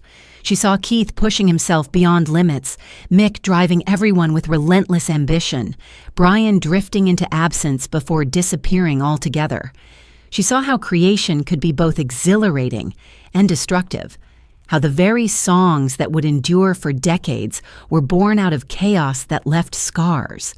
And through it all, the piano note lingered, unresolved, echoing like a question. What does it mean to create art in such a way? To live at the edge of exhaustion, to blur the line between life and performance, to sacrifice stability for intensity? Anita, who embodied intensity more than most, carried those questions within her, even if she never spoke them aloud. The sessions would end with dawn. The musicians stumbling into the pale light, their ears ringing, their hands raw, their bodies heavy with fatigue. Anita would walk beside Keith, her arm linked through his, her eyes hidden behind dark glasses, her laughter soft, as though mocking the absurdity of it all. They would retreat to hotel rooms or villas, the songs still half-formed in their minds, the hum of the amplifier still buzzing in their ears. And always, in those quiet mornings, there was a sense of something left unfinished. A note unresolved, a lyric incomplete, a love both steady and precarious. Anita lived in that space, in the unfinished, the unresolved, the in-between. It was where she felt most alive, and also where she would one day find herself most lost. The piano note finally faded, leaving only silence. And into that silence, another sound entered. The soft clatter of a spoon falling to the floor, its metallic ring sharp against the quiet. A sound that carried with it the weight of addiction, of shadows growing heavier, of paths soon to darken. The metallic ring of the spoon on the floor reverberated in the stillness, a sound small yet piercing. One that seemed to capture both tenderness and foreboding. For Anita Pallenberg, the years that followed brought not only music and chaos, but also children, the fragile beings who entered her life like notes of innocence in a song otherwise composed of shadows. In Keith Richards, she had found a companion for her wandering, and with him she would bring forth 3 children, each arrival altering the rhythm of their lives, each one a reminder of both the beauty and the peril of the world they inhabited. Motherhood came to Anita in the late 1960s, first with the birth of her son, Marlon. The boy, named after Marlon Brando, was born into a world unlike any ordinary childhood, his earliest days marked by the hum of amplifiers, the scent of smoke-filled rooms, the presence of strangers drifting in and out of his parents' orbit. Anita cradled him in her arms, her sharp features softened by the glow of maternal tenderness. Those who knew her then remarked on how fiercely she adored her children, how she could shift from the aloof muse of the Stones to the protective mother in an instant. She held her babies close, whispering in Italian, in German, in English, in the many tongues she carried within her. In them, she seemed to find a rare stillness, as though their innocence offered her a pause from the restless hunger that otherwise drove her. Yet even these tender moments could not fully shield her from the life she had chosen. For Anita's home was not a sanctuary, but an extension of the storm. Keith's world, and therefore her own, was filled with drugs, parties, endless nights. Dealers and musicians came and went, their laughter echoing down hallways where children slept.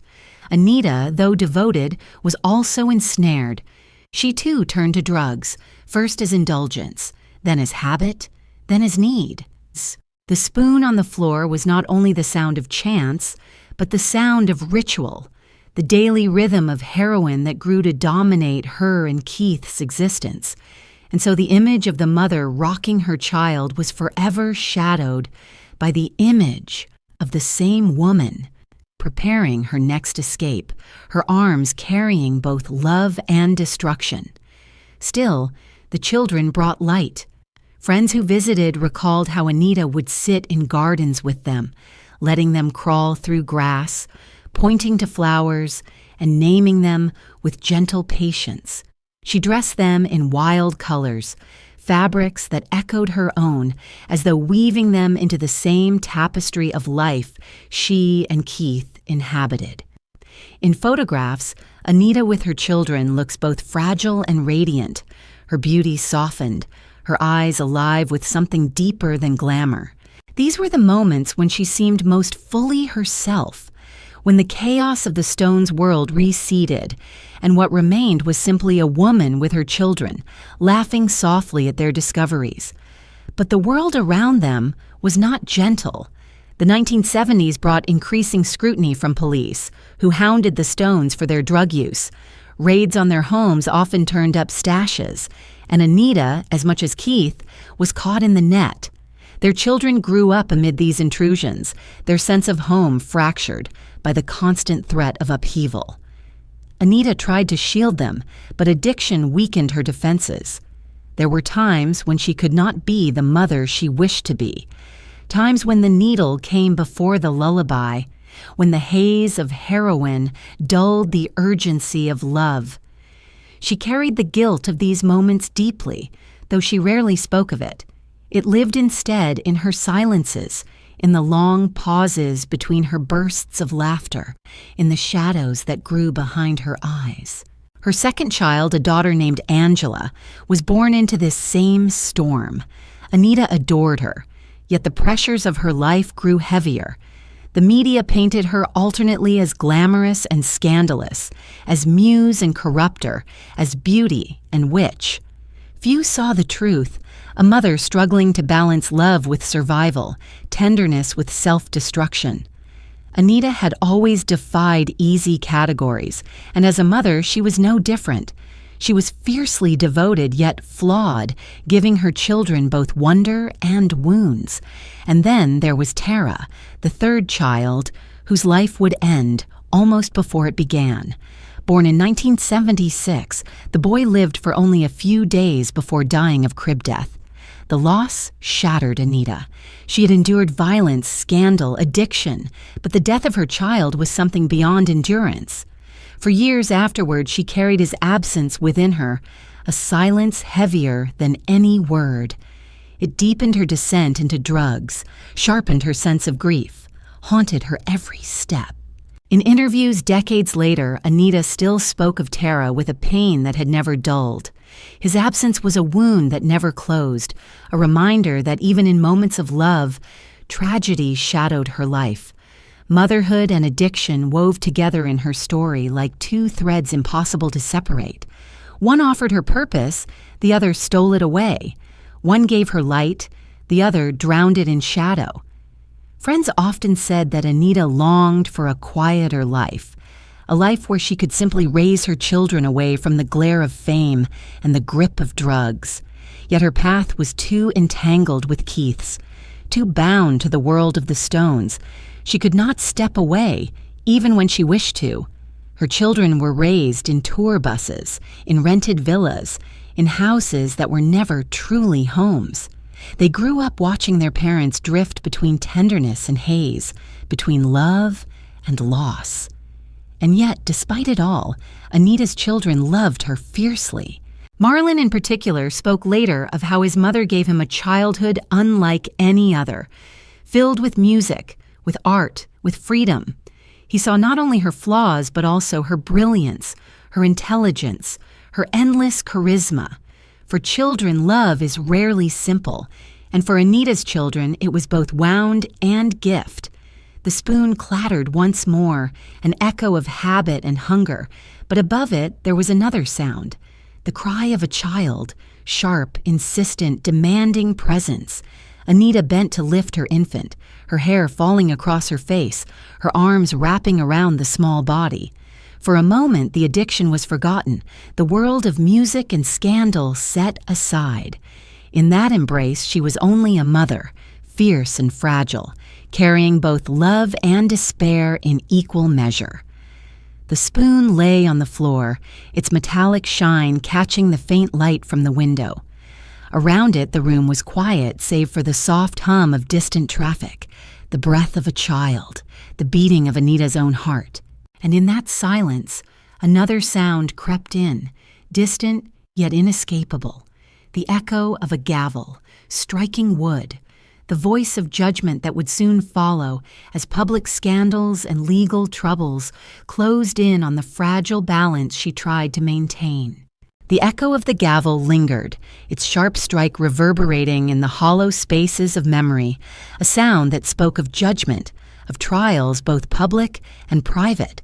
For Anita Pallenberg, the 1970s and early 1980s were years when scandal and law wove themselves into the fabric of her existence. What had once been whispered in smoky clubs now blared across headlines. The same charisma that drew admiration also attracted scrutiny, and the life of excess that Anita and Keith had chosen began to carry a heavier price. The gavel was not only a symbol of courtrooms and judges, but of a world closing in, demanding account for all that had once seemed untouchable. By then, Anita's name was inseparable from stories of drugs, raids, and arrests. The Rolling Stones themselves had long been targeted by the authorities, their music and image seen as provocations, their very existence a challenge to polite society. But while Mick Jagger often played the role of defiant spokesman, it was Keith and Anita who embodied the darker truths of that life. Police raids became a part of their rhythm, sudden intrusions in the night, flashlights in hallways, drawers flung open, whispers of heroin and hash scattered across newspapers the following morning. Each raid left behind not only fear, but a growing sense that their freedom was fragile, conditional, always under threat. For Anita, the intrusion of law was both external and internal. In courtrooms, she stood beside Keith, facing charges that carried the weight of imprisonment, her composure masking the dread within. She dressed elegantly, often with scarves and jewelry, her gaze unflinching even under the glare of reporters. Yet behind the appearance of control lay vulnerability, the knowledge that her children watched from afar, that the world saw her not as muse or mother, but as symbol of corruption, of excess. The media painted her as the dark influence, the femme fatale who had ensnared Keith, who had dragged him deeper into addiction. It was easier to cast blame on Anita, the foreign woman with sharp features and sharper wit, than to confront the band's own complicity in its chaos. But Anita was never passive under such accusations. She carried herself with defiance, refusing to bow to the narratives imposed upon her. She knew she was both scapegoat and symbol, and if the world insisted on casting her as villain, she wore the role with a kind of mocking grace. Yet beneath the defiance, the weight grew heavier. The trials drained her, the headlines stung, and the endless cycle of addiction left her increasingly fragile. The most infamous moment of this descent came in 1979, when tragedy struck in a way that seemed both shocking and inevitable. Anita and Keith were living in Connecticut with their children. The illusion of domesticity stretched thin over the reality of their lives. One night, as Anita sat in a car with a young man who worked for them, a gun was fired. The man, 17 years old, died instantly. Anita was there, beside him, and though the death was later ruled an accident, suspicion and scandal surrounded her. The newspapers swarmed, the gavel struck louder than ever, and Anita's image as muse and mother was drowned in whispers of death, of drugs, of ruin.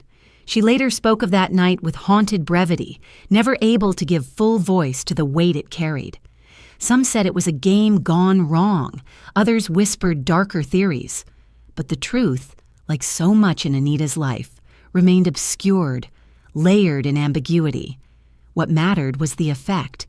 Anita, already battered by addiction and grief, carried yet another wound, one that deepened her sense of tragedy.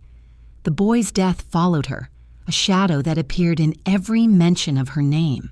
To live under such suspicion, to be both participant and witness to so much loss, was to carry a burden few could withstand.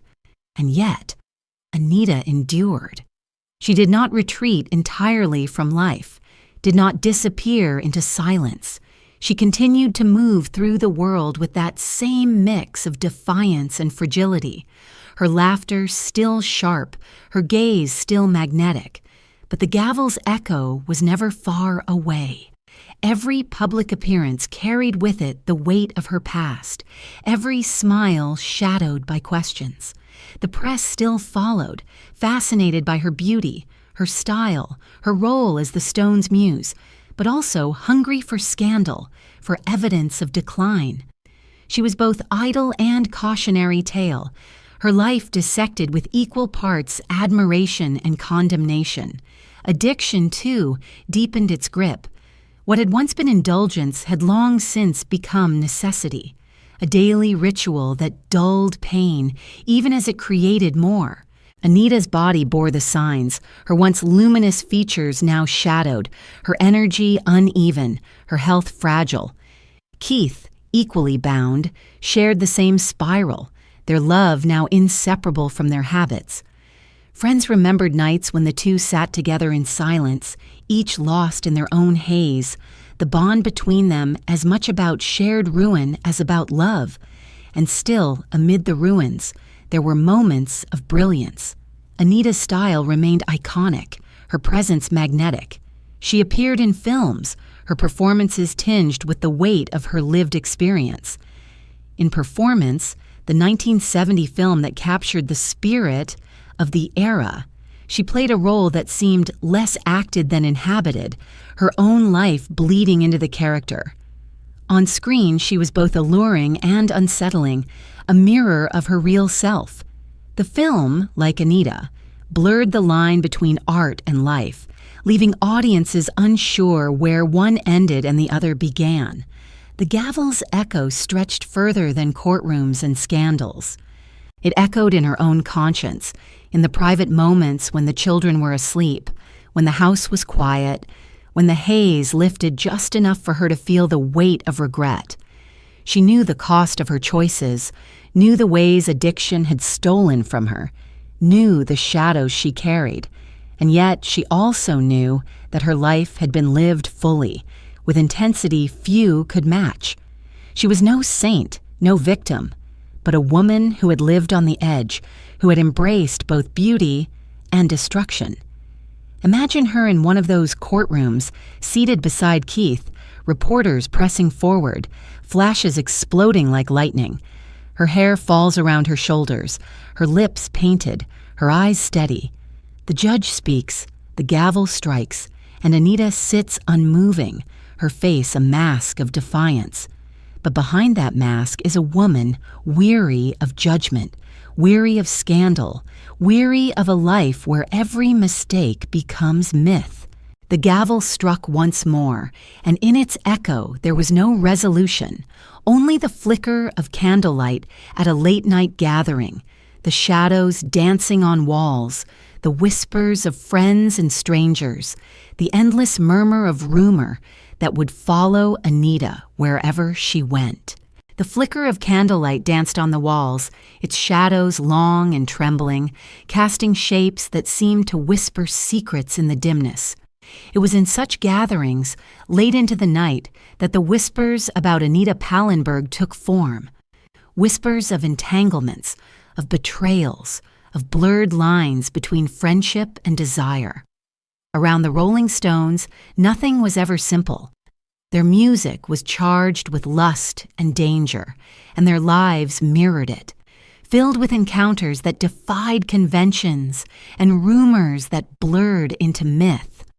Anita, with her beauty, her sharpness, her defiance, stood at the very center of this storm. And among the most persistent of the rumors was her connection with Mick Jagger. The story has never been simple, and perhaps that is why it continues to haunt her legacy.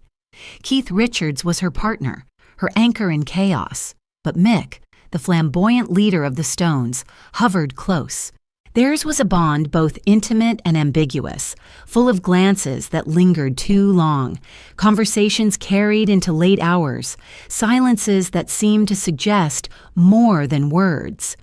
Whether Anita and Mick were truly lovers, whether their relationship ever crossed from suggestion into reality, remains uncertain. Anita herself would later hint at possibilities, neither confirming nor denying, leaving only fragments of truth for others to assemble. But in the court of rumor, ambiguity was enough. The triangle of desire unsettled the band. Keith, fiercely loyal yet deeply sensitive, felt the strain. His love for Anita was matched by his devotion to the Stones, and the idea that the two might clash cut deeply. Mick, whose appetite for attention and conquest seemed endless, reveled in the power of suggestion. And Anita, whose independence refused to be bound, let the whispers swirl without ever fully dispersing them. Perhaps it was intentional, a way of asserting her freedom within a circle where men held the spotlight. Or perhaps it was simply the truth of her life. Complex, contradictory, uncontainable. Those who watched from the outside could only speculate. In the flicker of candlelight, at late-night gatherings where wine spilled and smoke thickened the air, Anita and Mick could be seen laughing together, their bodies close, their words private. To some, it was nothing more than camaraderie. To others, it was evidence of betrayal. Keith himself, years later, would admit to suspicion, his words carrying the bitterness of a wound that never fully healed. The truth, like the shadows on the wall, shifted depending on where one stood. But beyond the question of what did or did not occur lay a deeper truth about Anita's place in the Stones.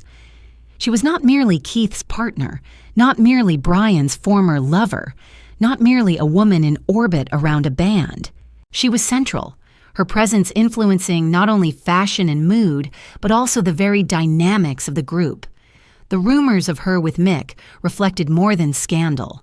They reflected her undeniable power, her ability to unsettle even the tightest bonds, to make even the most confident men question their certainty.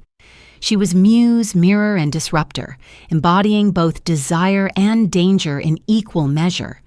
It is tempting to imagine one of those nights, a villa in the south of France, the band in Exile, recording equipment set up in rooms where chandeliers hung above tangled wires. Candlelight flickers on the long table where bottles and plates are scattered. Anita sits with Mick, their faces lit by the soft glow, their laughter carrying across the room. Keith watches from the corner, his guitar resting against his knee, his eyes shadowed. Around them, friends, lovers, strangers drift in and out, but the tension at the table is palpable, felt by all though spoken by none. Anita's allure was not simply physical, it was intellectual, spiritual, magnetic. She had a way of looking at people that made them feel both seen and challenged, as though she could pierce through their masks. Mick, ever the performer, ever the chameleon, found in her a kind of equal. She did not flatter him, did not worship him, did not treat him as untouchable. Instead, she matched him in wit, in provocation, in defiance. For a man used to adoration, this was intoxicating. For Keith, it was threatening. And for Anita, perhaps, it was simply inevitable. But what did it mean for her? To be at the center of desire, to be both admired and condemned, to be whispered about as the femme fatale who could fracture the band. For Anita, who had long defied categories, it may have been both burden and liberation. She had never sought to be ordinary, never accepted the roles prescribed for women of her time. She lived freely, even recklessly, and in doing so became both celebrated and vilified. The rumors of her with Mick were not simply gossip. They were emblematic of her refusal to be contained, of her ability to disrupt even the most powerful of circles. And yet, the candlelight also revealed fragility. Behind the allure, behind the sharp wit and the glamorous exterior, Anita was weary. Addiction weighed on her. Grief lingered in her heart. The responsibilities of motherhood pressed heavily upon her. The whispers that painted her as seductress ignored the complexity of her struggle, reducing her to caricature. She carried both strength and sorrow, both freedom and captivity. And perhaps in her ambiguous bond with Mick, there was less betrayal than there was the search for recognition, for validation, for a connection that reminded her she was more than Muse, more than Scandal. The candle burned lower, its wax dripping onto the tablecloth, its flame trembling as though about to vanish. Around it, laughter continued, music spilled from another room, the night stretched toward dawn. But in that flickering light, nothing was certain. Desire, loyalty, love, betrayal, all blurred into shadows, leaving only questions. Did Anita and Mick cross a line? Did Keith know the truth or only fear it?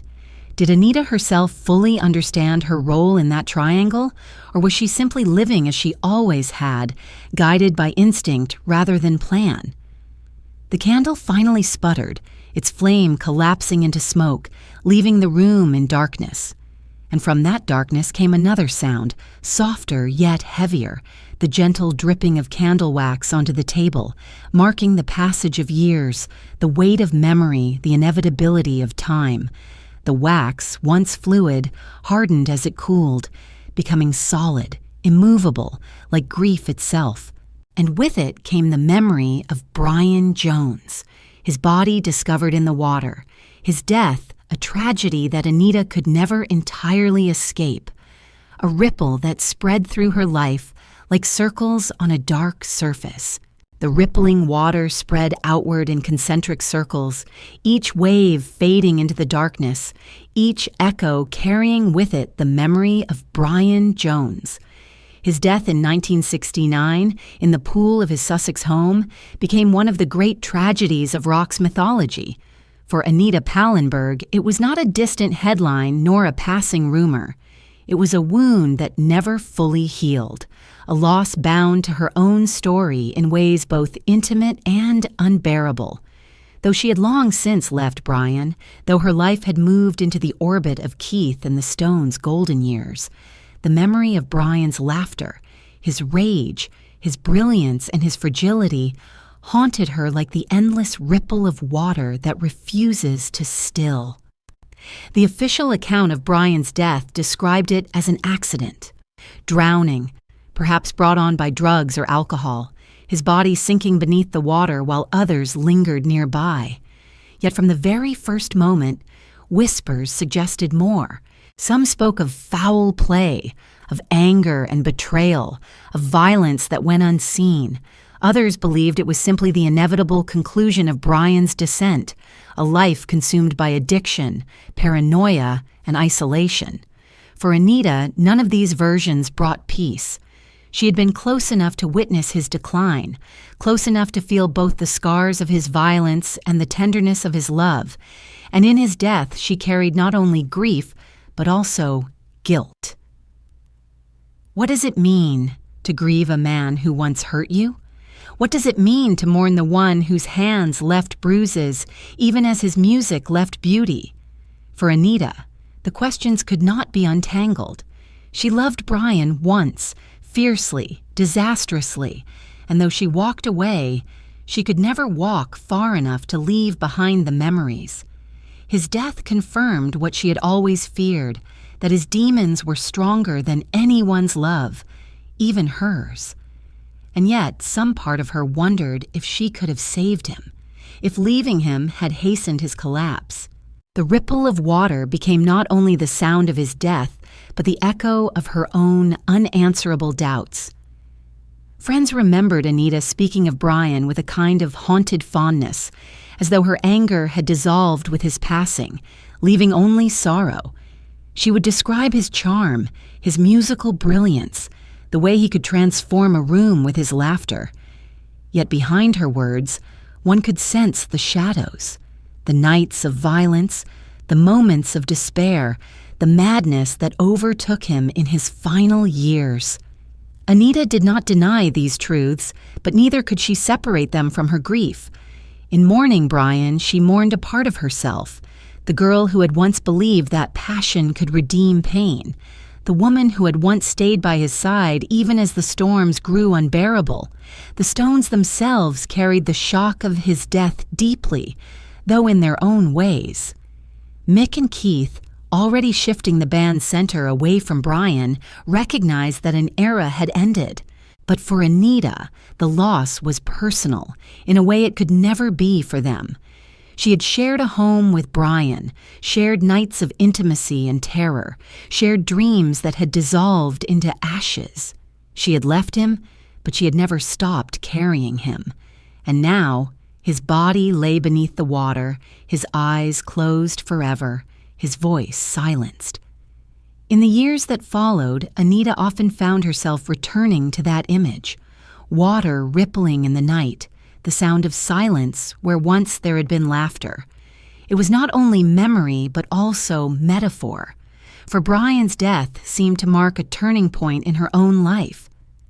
From then on, she lived with the awareness that beauty and destruction were inseparable, that love carried within it the seeds of loss, that every joy might end in tragedy. It was a knowledge she carried not as wisdom, but as weight, a burden that shaped her choices, her relationships, her addictions. One can imagine her in a quiet room after the news, the lights dim, her children asleep in another part of the house. A glass sits untouched beside her, a cigarette burns down between her fingers. Her gaze is fixed on nothing, her thoughts circling endlessly, rippling outward like the water in which Brian drowned. She remembers his smile, his cruelty, his tenderness, his madness. She remembers the way he played guitar late into the night, the way his eyes lit when he discovered a new sound, the way his voice cracked when anger overtook him. She remembers the final slammed doors, the bruises, the silence, and she remembers walking away, knowing it was the only choice, and yet wondering if that choice had sealed his fate. Grief does not move in straight lines. It circles, it returns, it deepens, it fades only to return again. For Anita, grief was never separate from guilt, and guilt was never separate from love. She lived with all three entwined, a tangle that no amount of time could unravel. Even decades later, when asked about Brian, her voice would falter, her eyes darken. His absence remained a presence, a shadow that walked beside her, a reminder of both what had been and what had been lost. The rippling water spread outward, touching not only Anita but all who had known Brian. His death became part of the Stones' mythology, a story told and retold, embellished, debated, never resolved. For Anita, though, it was not myth, but memory. Not legend, but wound. She did not seek to define it, did not try to give it clarity. Instead, she carried it as it was, unresolved, contradictory, unbearable, and yet inescapable. The ripples never ceased.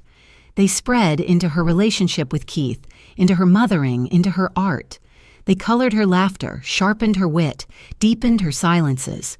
To know Anita was to know that she had loved and lost, that she had seen beauty dissolve into ruin, that she had held both passion and grief in the same embrace. It was what made her magnetic, what gave her presence its depth, what made her more than muse, more than lover, more than scandal.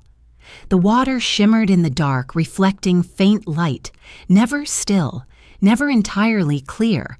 And from its shifting surface rose another sound, faint at first, then sharper, the distant cry of a child, thin and piercing, fading into silence, a cry that belonged not only to memory but to loss yet to come, the tragedy of her son Tara, whose brief life would deepen Anita's grief and leave her carrying silence heavier than words.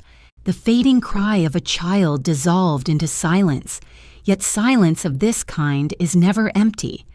It lingers like a weight in the air, pressing against the walls, pressing against the heart. For Anita Pallenberg, the silence that followed the short life of her third child, Tara, became one of the most unbearable presences of her existence. Born in 1976, Tara lived only a few days before crib death carried him away. To speak of such a loss is to confront the unspeakable. A child so brief in this world, gone before the rhythms of life could even settle, left behind a grief that could not be named, only carried. Anita had already endured much by then. Brian's violence, Brian's death, the endless scrutiny of the public, the grip of addiction. But the loss of her infant son was different, deeper, more private. A wound that did not bleed openly but sank into her very being. Friends would later recall that Anita rarely spoke of Tara. When she did, it was with a quietness that revealed more than words could. The silence around his memory became its own monument, a way of holding him close even as he was absent. Motherhood had always been complex for Anita. She loved her children fiercely, with a devotion that revealed itself in small gestures, the way she dressed them in bright fabrics, the way she whispered lullabies in multiple languages, the way she held them as if to shield them from the chaos of the world around them. Yet she was also caught in the grip of heroin, her attention fractured, her strength diminished. She lived between two selves, the mother who longed to create a sanctuary for her children, and the woman unable to escape the shadows of her own dependency. Tara's death magnified that fracture. It was as though life itself had declared that her love was not enough, that even her deepest devotion could not protect what she cherished most. The grief was compounded by guilt. Parents often carry such burdens, the irrational but inescapable feeling that they could have prevented the loss, that some overlooked gesture, some unseen moment of care might have saved their child. For Anita, whose life was already tangled in regret, such guilt was heavy. Did her lifestyle contribute? Did the world she inhabited bring shadows into her child's brief existence? These questions circled her endlessly, without resolution, like dark birds hovering above her. She could not answer them, and yet she could not dismiss them.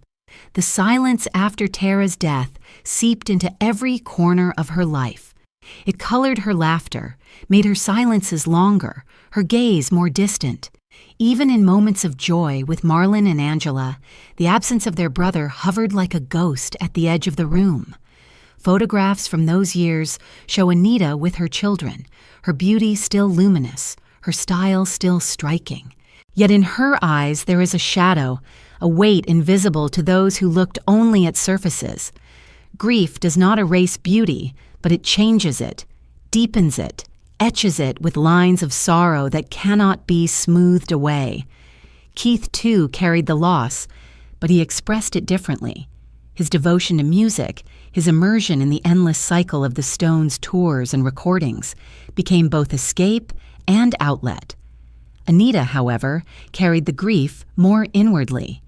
She did not have the stage, the audience, the distraction of constant creation. Her art was life itself, her style, her presence, her wit, and grief made these expressions heavier, more complex. Friends sometimes mistook her silences for aloofness, but often they were the silence of one who carried sorrow too heavy to voice. There were nights when she spoke of Tara softly, her words drifting like smoke, unfinished, unresolved. She might mention his name, then fall silent, her gaze turned away. Those who were close enough to hear knew better than to press. The subject was sacred, the silence itself part of the memory. It was as if by not speaking, Anita could preserve something of him, keep him alive in a realm beyond words. Loss of this kind never truly fades. It becomes part of the person, shaping every choice, every moment, often in ways unseen. For Anita, the death of Tara deepened her descent into addiction, as though heroin might offer release from a grief too immense to bear. Yet at the same time, it strengthened her attachment to her surviving children, her determination to hold them close, even as the world threatened to scatter them. She lived in contradiction, as she always had, fragile yet fierce, wounded yet defiant. Imagine a night after his passing. The house quiet, the children asleep, Keith gone to the studio. Anita sits alone in a chair, a glass of wine untouched at her side, a cigarette smoldering in her hand. The room is filled with the faint ticking of a clock, each second marking the absence of her child. She closes her eyes and hears again the cry that faded too soon, a sound now preserved only in memory. Tears come, but they are silent, slipping down her cheeks unnoticed. She does not weep openly, does not collapse. Instead, she carries her grief inward, a private weight, a silence that will follow her all her days. The world outside, of course, continued. The Stones toured, headlines blared, scandals rose and fell. To the public, Anita remained the glamorous, scandalous muse, the woman who had shaped the Stones' image, the lover of Keith Richards. Few knew or cared about the private grief she carried. In the myth of rock and roll, there is little room for mourning children. Yet for Anita, this loss became central, an unspoken truth behind her every gesture, every glance, every silence. The fading cry of a child became the silence of grief, and that silence became Anita's companion. It walked with her through the years, through the laughter of parties, through the chaos of courtrooms, through the haze of addiction. It was invisible to most, but for those who looked closely, it was always there, deepening her presence, giving her beauty its tragic depth. The silence lingered, heavy, unbroken, and into that silence crept another sound, the rustle of silk fabric, soft and delicate, like the brush of time itself, carrying her into later years, into stages and corridors where the glamour had dimmed, but her presence remained, indelible and haunting. The rustle of silk fabric lingered in the corridor, soft against the hush of backstage air, a sound that carried both elegance and fragility. Time had begun to press upon Anita Pallenberg, yet she still moved with a presence that demanded notice. The years of the 1970s and 1980s had carried her from the fierce blaze of youth into a slower, more complex stage of life, one where the wild glamour of the Stones remained close, but was tinged with the weariness of survival. The parties were fewer, though they still arrived. The nights were quieter, though shadows remained. And Anita herself, once the radiant queen of the Bohemian world, now carried her legend like a cloak, both heavy and luminous. She still hovered in the Stones' orbit, though no longer with the same intensity. Keith was by her side, though their bond had frayed under the strain of addiction, grief, and time. They had loved fiercely, endured much, but even the deepest love can weaken when burdened with loss and habit. By the early 1980s, Keith had begun to claw his way toward sobriety, a journey that required distance from the life they had shared. Anita, however, remained more deeply entangled in heroin, her path diverging from his even as they shared children and history. The rustle of silk, once a symbol of allure, became also the sound of fragility, the whisper of fabric against a body no longer invincible. Yet her magnetism endured. Even in her later years within the Stones circle, she remained unforgettable. At gatherings, she would arrive draped in bold fabrics, her hair loose, her jewelry glinting in dim light. Eyes followed her still, not with the same hunger of youth, but with a recognition of her indelible mark. Anita had shaped the very aesthetic of the Stones, had infused their mythology with her spirit. She carried within her both the memory of Brian and the partnership with Keith, both muse and maker of myth. Time could weather her body, addiction could erode her health, but nothing could erase her presence.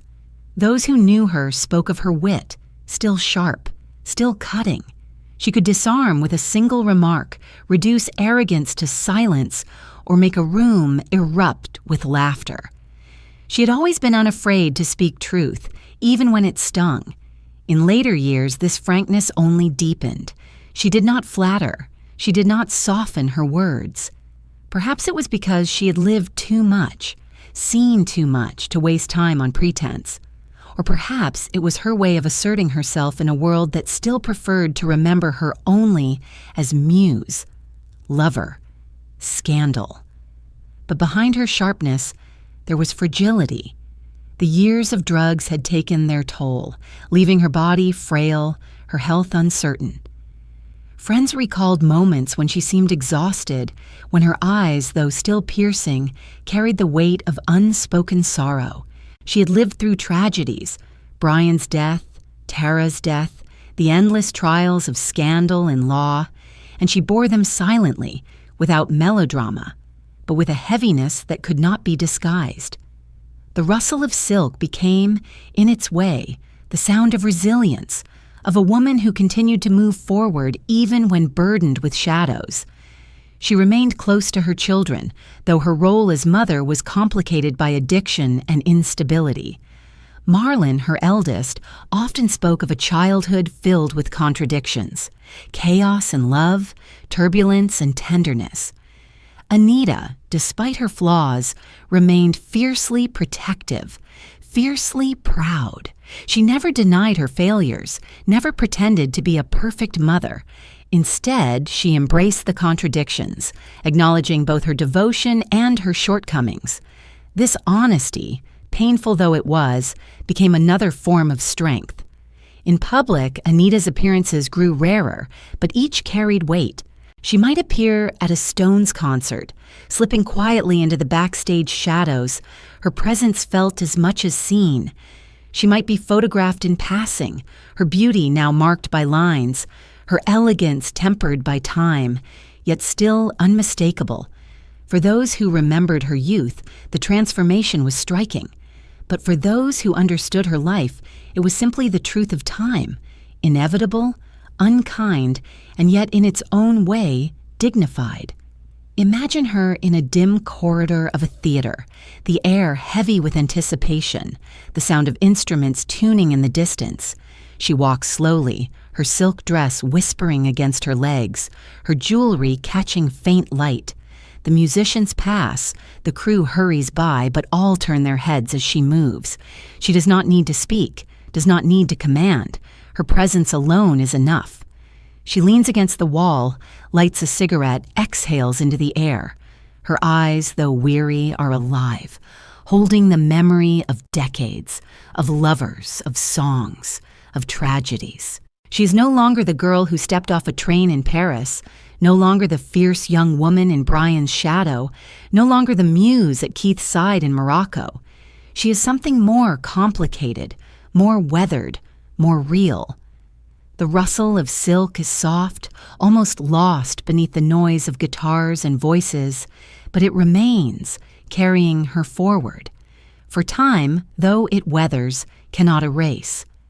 Anita's later years were not a retreat into obscurity, but a continuation of her story, marked by resilience, by survival, by the simple act of being present when so many of her generation were already gone.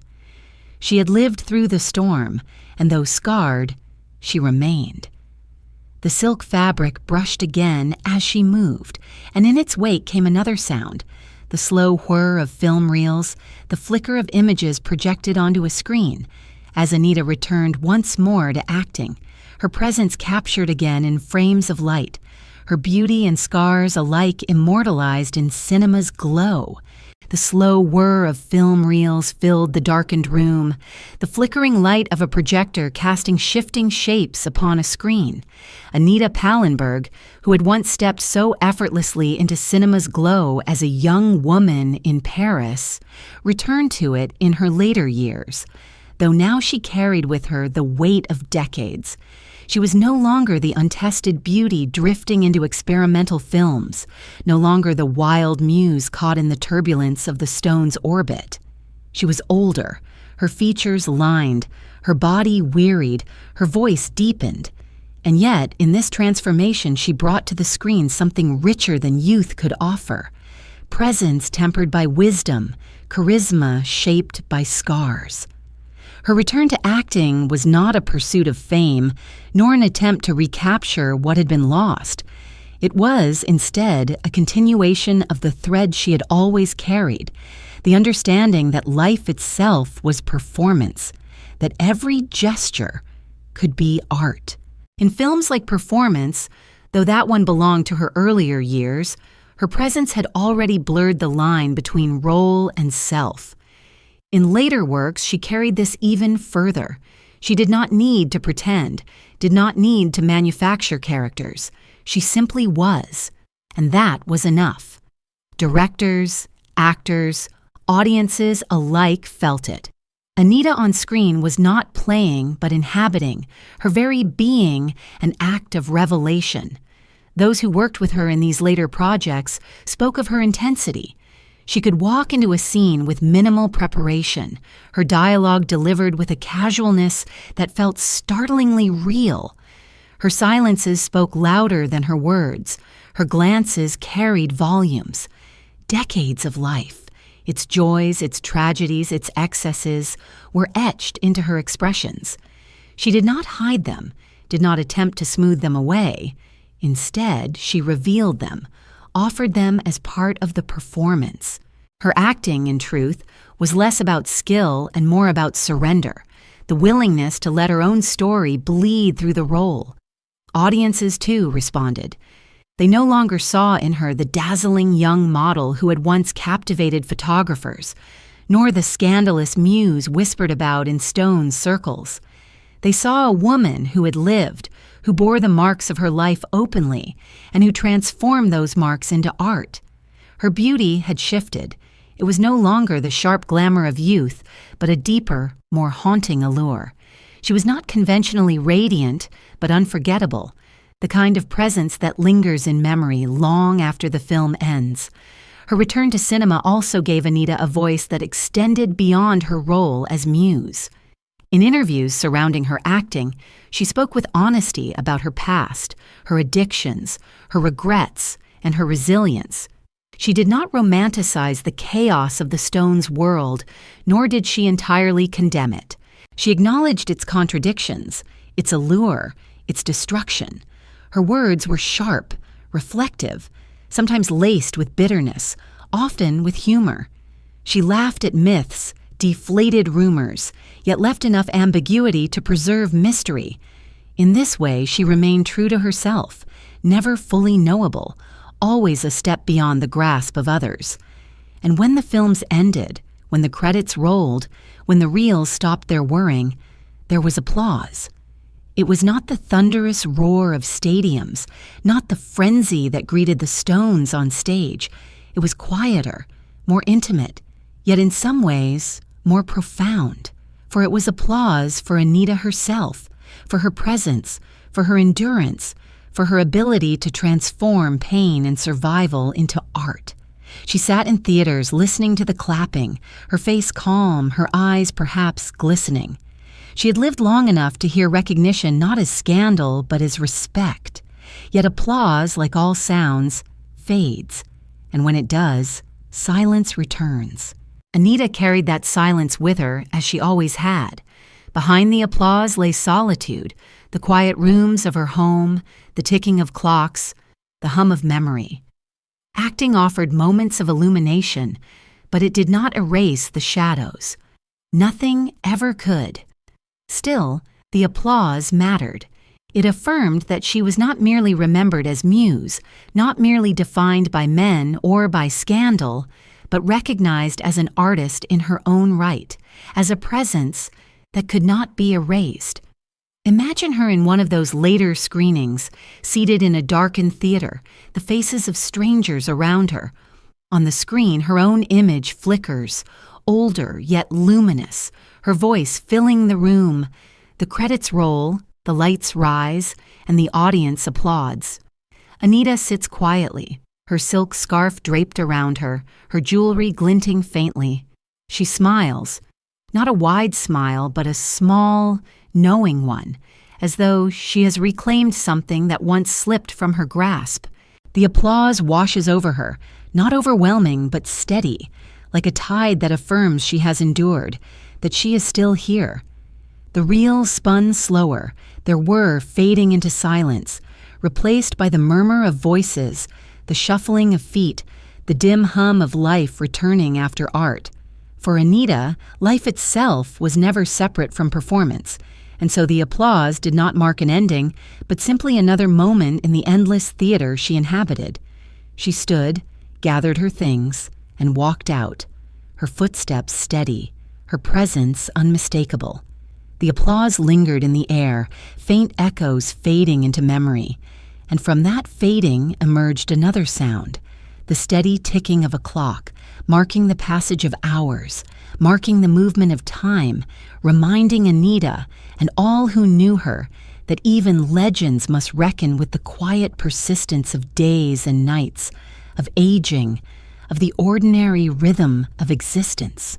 The ticking of a clock filled the room with its steady rhythm, unhurried, impartial, marking seconds that slipped into minutes, minutes into years. For Anita Pallenberg, those later years were quieter than the storms that had defined her youth, yet they carried their own gravity. She had lived through excess, through love and betrayal, through scandal and loss.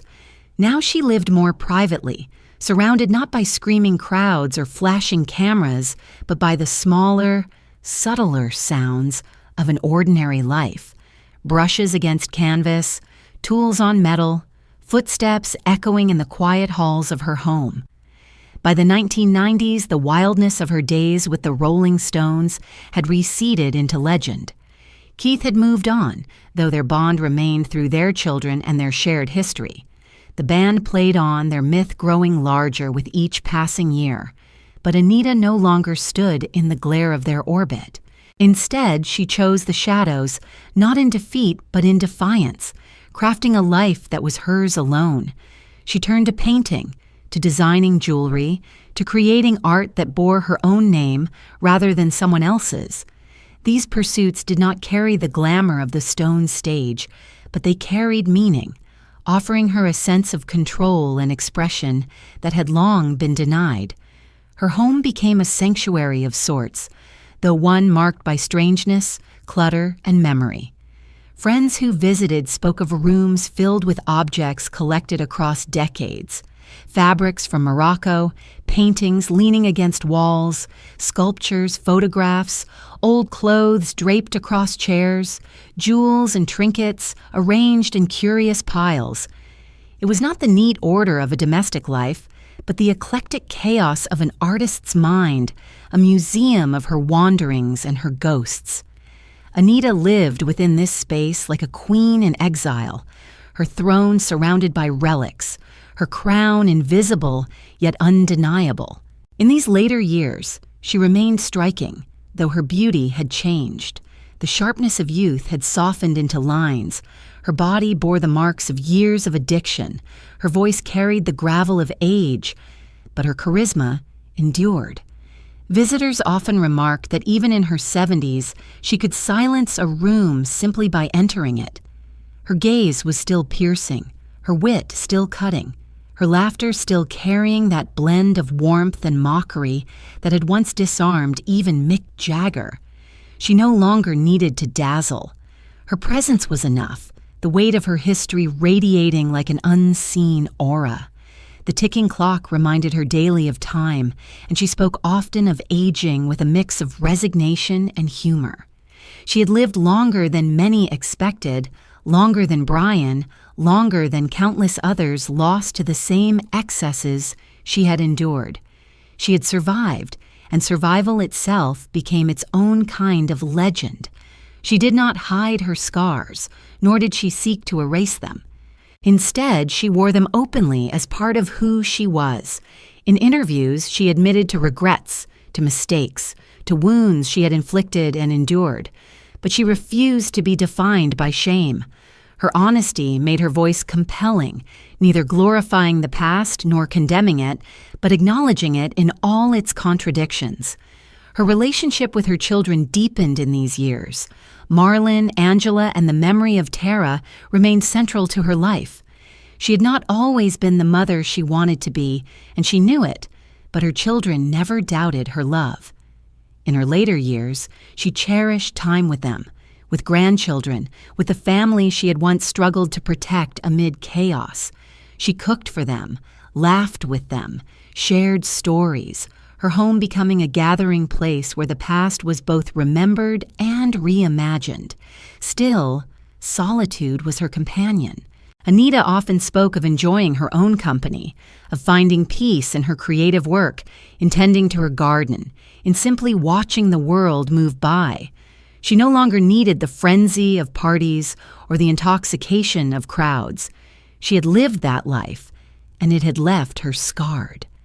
Now she found meaning in quiet rituals, in the small pleasures of craft and conversation.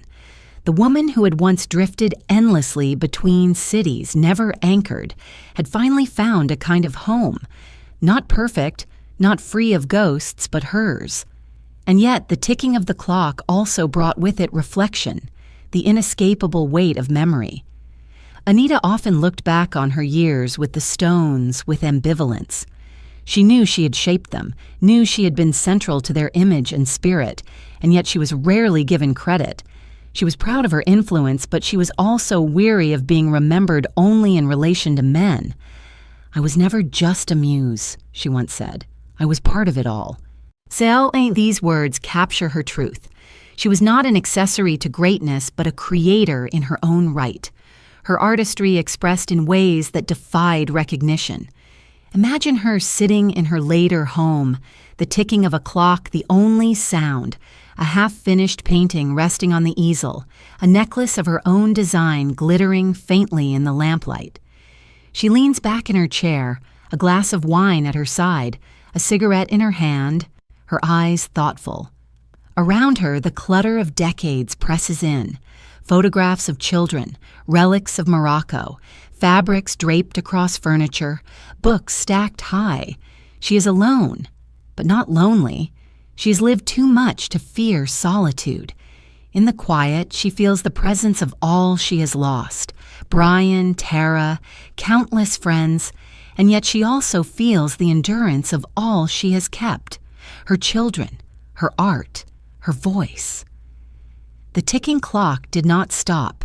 It carried her forward into her 70s, each second a reminder that time spares no one. But Anita, who had lived through storms that would have destroyed others, carried the sound with grace. She did not fight it, nor did she surrender. She simply acknowledged it, as she had acknowledged all things, with honesty, with defiance, with a wry smile. The clock ticked on, its rhythm steady, its sound unchanging. And as it ticked, another presence filled the room, the faint, sweet scent of incense curling upward, smoke drifting like memory, carrying Anita deeper into reflection, into the realm of dreams, into the place where past and present blur into one. The incense curled upward in delicate spirals, its fragrance mingling with the air, slow and persistent, as though memory itself had taken form in smoke. Anita Pallenberg sat within such moments often in her later years, the smoke rising around her like a veil between worlds, between the life she had lived and the life she now reflected upon. For time, which had once rushed past her in trains, in guitars, in storms of parties and scandals, had slowed. The ticking of clocks was steady, and in that steadiness came reflection. Age had not silenced Anita's spirit, but it had deepened her voice, tempered her laughter, given her a perspective both sharp and mournful. She spoke sometimes of regret, though never in the sentimental way the world expects. She did not romanticize her past, nor did she entirely condemn it. When asked about her years with the Stones, she would shrug and smile, her eyes both weary and amused. It was crazy, she might say, but it was life. She acknowledged her addictions, the ways heroin had stolen years, had stolen clarity, had stolen moments with her children. She admitted her failures, her wounds, her mistakes. But she did not beg forgiveness, nor did she sink into shame. Instead, she treated her regrets as part of the tapestry of her existence, threads that could not be cut without unraveling the whole. Her pride, too, was evident. Though history often remembered her only as lover or muse, Anita insisted on her own presence, her own artistry. She spoke of her influence on the Stones with matter-of-fact honesty, neither exaggerating nor diminishing. She had shaped their image, their style, their very spirit, and she knew it. "I was part of it," she once said, her voice steady. "Not just watching, not just waiting, I was part of it." These words carried the weight of truth, for Anita had lived in the center of that whirlwind not as an ornament but as a force. Without her, the Stones would still have been great, but they would have been different. Her presence altered the air they breathed, and that alteration shaped their art. Yet the incense smoke also carried questions, doubts that Anita allowed herself in moments of solitude. Could she have lived differently? Could she have resisted the allure of drugs, the entanglements of scandal, the endless drift of exile? Could she have protected her children better, offered them a more stable life? These questions rose like smoke, curling upward, unresolved. Anita did not deny them, but neither did she dwell. She let them rise, acknowledged their presence, and then allowed them to drift away, like incense dissipating into the air. Her reflections on time were often tinged with irony. She had lived a life that seemed destined for an early end, yet she survived into her 70s, outliving Brian, outliving many friends of that era. "I wasn't supposed to make it this far," she said more than once, her laughter carrying both humor and disbelief. Survival itself became a kind of victory, a defiance of the narratives that had long been written for her. She had been cast as femme fatale, as muse, as scandal, but she had endured beyond the labels, lived long enough to speak for herself, lived long enough to be more than myth. Her philosophy in those final years was simple, stripped of illusion. She believed in honesty, in acknowledging contradictions, in refusing to pretend. She did not deny the darkness of her life, but she also celebrated its beauty. She had known love, passion, art, laughter. She had traveled across continents, sat in rooms where music that would outlast centuries was born, been loved by men who themselves became legends. She had suffered, yes, but she had also lived. Few could claim such intensity. Few could claim such depth. Imagine her in her later home, seated on a worn chair, incense smoke rising beside her. Her hair is silver now, her hands marked by time, her eyes still piercing. She speaks to a visitor, perhaps a journalist, perhaps a friend. Her voice is calm, measured, touched with humor. She tells stories of the past, not as confessions, but as recollections, fragments of memory offered like jewels pulled from a box. She speaks of Brian, of Keith, of Mick, of nights in Morocco, of studios in London, of parties in Paris. She does not exaggerate, does not dramatize. She tells them as they were, chaotic, beautiful, destructive, unforgettable. And as she speaks, the visitor realizes that this woman, often reduced to footnotes in history, is in fact history herself, a living archive of a time that shaped music, culture, fashion, and spirit. Her reflections often carried a wry edge. Asked about aging, she might quip, "Better than the alternative." Asked about regret, she might smile and say, "What's the point? You can't go back." Her humor masked pain, but it also revealed resilience. Anita had endured because she could laugh, even at the darkest truths. She had survived because she refused to be crushed by memory, even when memory was heavy. She had found wisdom not in perfection, but in persistence, in the simple fact of continuing, of breathing, of creating. The incense smoke curled higher, filling the room, blurring the edges of objects, making the present seem like memory, the memory seem like dream. Anita often lived in that blur where past and present were not separate, but intertwined. She carried her youth within her, even as she aged, carried her loves, her losses, her tragedies, her triumphs. To sit with her in those years was to feel both the weight of history and the immediacy of presence. She was no longer the fiery muse of the Stones, yet she was still unmistakably Anita, complex, magnetic, unforgettable. The incense burned lower, its smoke thinning, its fragrance fading.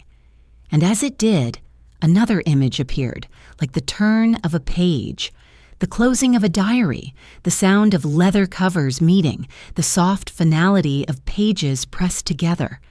For Anita's story, though still unfolding, carried the sense of nearing its conclusion, of words written and sealed, of a life remembered by others as much as lived by herself. The diary closed with a soft thud, its covers pressing together as though sealing away a lifetime of fragments. Yet no diary can contain a life such as Anita Pallenberg's, no pages sufficient for the chaos, the beauty, the contradictions she embodied. When the book closes, memory continues elsewhere, in the minds of friends, in the whispers of lovers, in the songs and images that carry her shadow.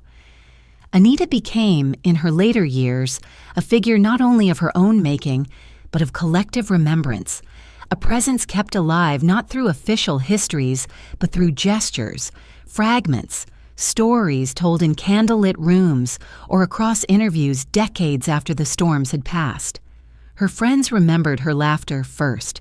It was sharp, melodic, edged with irony, the kind of laugh that made others feel both embraced and challenged. In gatherings, even in her 70s, Anita's laughter could cut through noise, drawing attention, anchoring the space. They remembered also her wit, her ability to speak truths others avoided. She did not flatter, did not soften her words. She carried honesty like a blade, and yet those who knew her loved her for it. To be in Anita's presence was to feel alive, unsettled and inspired, even if it stung. For the Stones, her memory was more complicated. She had been lover to Brian, then to Keith, and perhaps something more to Mick. She had inspired them, provoked them, unsettled them, shaped their style and sound. Keith admitted often that Anita was more than Muse. She was partner, critic, equal. Her judgment mattered more than applause. Her presence steadied him in ways few others could. Mick, when asked in later years, spoke of her as unforgettable, her style and intelligence altering the very air around her. Even Charlie, the quietest of them all, once remarked on her strength, her ability to endure storms that would have destroyed others. They remembered her not only as part of their past, but as part of their myth, inseparable from the golden years that defined them. And yet Anita remained elusive in their stories. She was never wholly theirs to claim. Her life was her own, her choices often baffling to those who wished to make her legible. Some remembered her as Muse, others as witch, others as survivor. The truth was all and none. Anita defied the neatness of roles, existing always in the in-between, between art and life, between love and destruction, between beauty and tragedy. Her memory lingers because it cannot be pinned down. It slips away like incense smoke, leaving only its fragrance behind. Younger generations, too, discovered her through photographs, through fashion, through the echoes of her style in modern icons. Designers cited her as inspiration, her eclectic mix of fabrics and jewelry becoming a template for bohemian chic.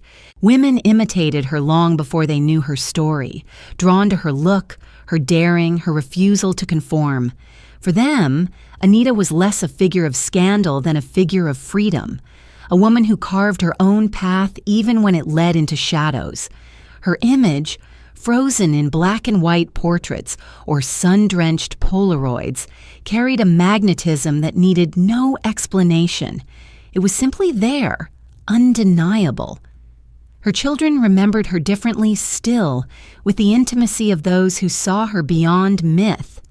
They remembered her love, fierce and imperfect, her presence both comforting and fractured by addiction. They remembered her honesty, her refusal to pretend, her ability to laugh even when life was heavy. They carried both her flaws and her brilliance within themselves, for Anita was not only their mother, but also their teacher in the strange art of survival. To them, she was not only Muse or Scandal, but simply Anita, the woman who loved them, who hurt, who endured. Imagine one of her friends sitting years after her passing, a glass of wine in hand, photographs spread across a table. The images show Anita at 20, at 40, at 70, always magnetic, always complex. The friend laughs softly, recalling a sharp remark Anita once made, then falls silent, the weight of absence pressing in. Memory is not linear, but fractured, a collage of moments, and Anita's life is remembered not as one story, but as many, overlapping, contradictory, unresolved. The diary closed, but the stories continue, carried in voices, in gestures, in fragments that refuse to fade. Her legend is not in official credits, not in the titles of albums or films, but in the atmosphere she created. She was the smoke in the studio, the glance that shifted a song, the fabric that set a trend, the laugh that unsettled a room. She was presence itself, and presence cannot be written down fully. It lingers in memory, elusive, eternal. And so Anita is remembered not with neat conclusions, but with open questions. Who was she? Muse, lover, mother, artist, survivor? Was she defined by the men she loved, or did she define them? Was her life tragedy, or was it freedom? Each who remembers her answers differently, and perhaps that is the essence of her legacy. She resists clarity, refuses simplification. She remains, even in memory, as she was in life, untamed, uncontained, unforgettable. The diary remained closed, its pages sealed, but in the silence after its closing came the faint sound of footsteps as if someone had just left the room. Anita's presence was gone, yet felt still, a lingering absence that carried its own weight. The sound faded into nothing, leaving only stillness. And in that stillness, one could sense her departure. Not an ending, but a passage, a walking away that left behind silence vast enough to hold both flame and shadow. The silence after the fading footsteps lay heavy, as though Anita had just stepped out of the room, leaving behind the faint trace of perfume, the last curl of cigarette smoke, the echo of laughter half remembered. And yet, she would not return.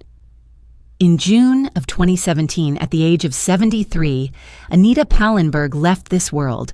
Her passing was quiet compared to the storms of her youth, her death marked not by scandal or spectacle, but by remembrance. Friends and family gathered, musicians and fans alike paused, and the world looked back on a woman whose life had burned with both brilliance and tragedy.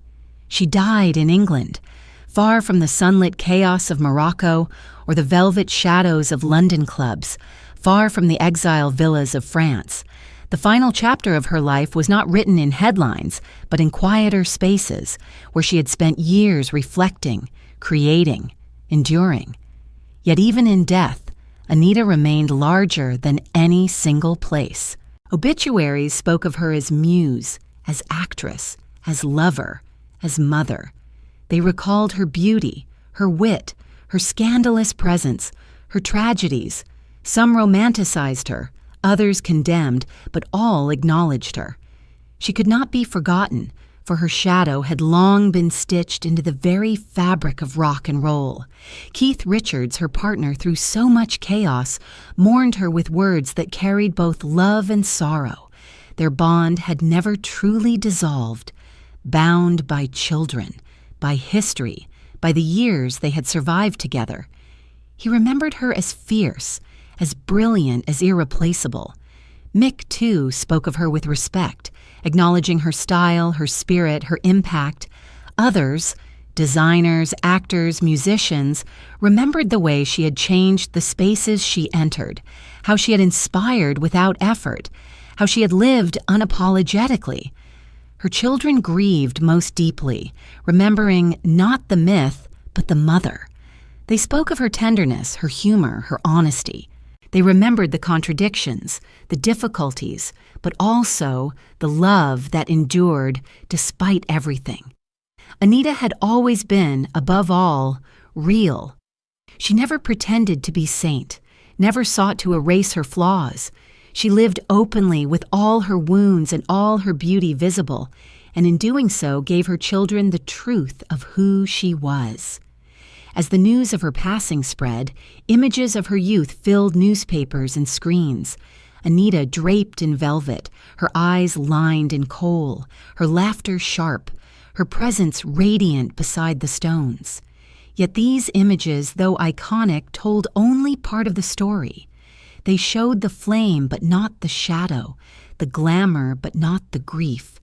To remember Anita fully is to hold both together, the dazzling muse and the weary survivor, the mother and the addict, the lover and the mourner. To remember her is to accept contradiction, to honor the complexity of a life lived without compromise. Imagine the moment after her death, the room suddenly quiet, her belongings still in place. A scarf draped across a chair, a half-finished painting resting on an easel, books stacked high with dog-eared pages, jewelry laid out as though waiting to be worn. The ticking of a clock continues, indifferent, steady, while the silence grows. Those who enter feel her absence not as emptiness, but as presence, an aura still clinging to objects, to walls, to air.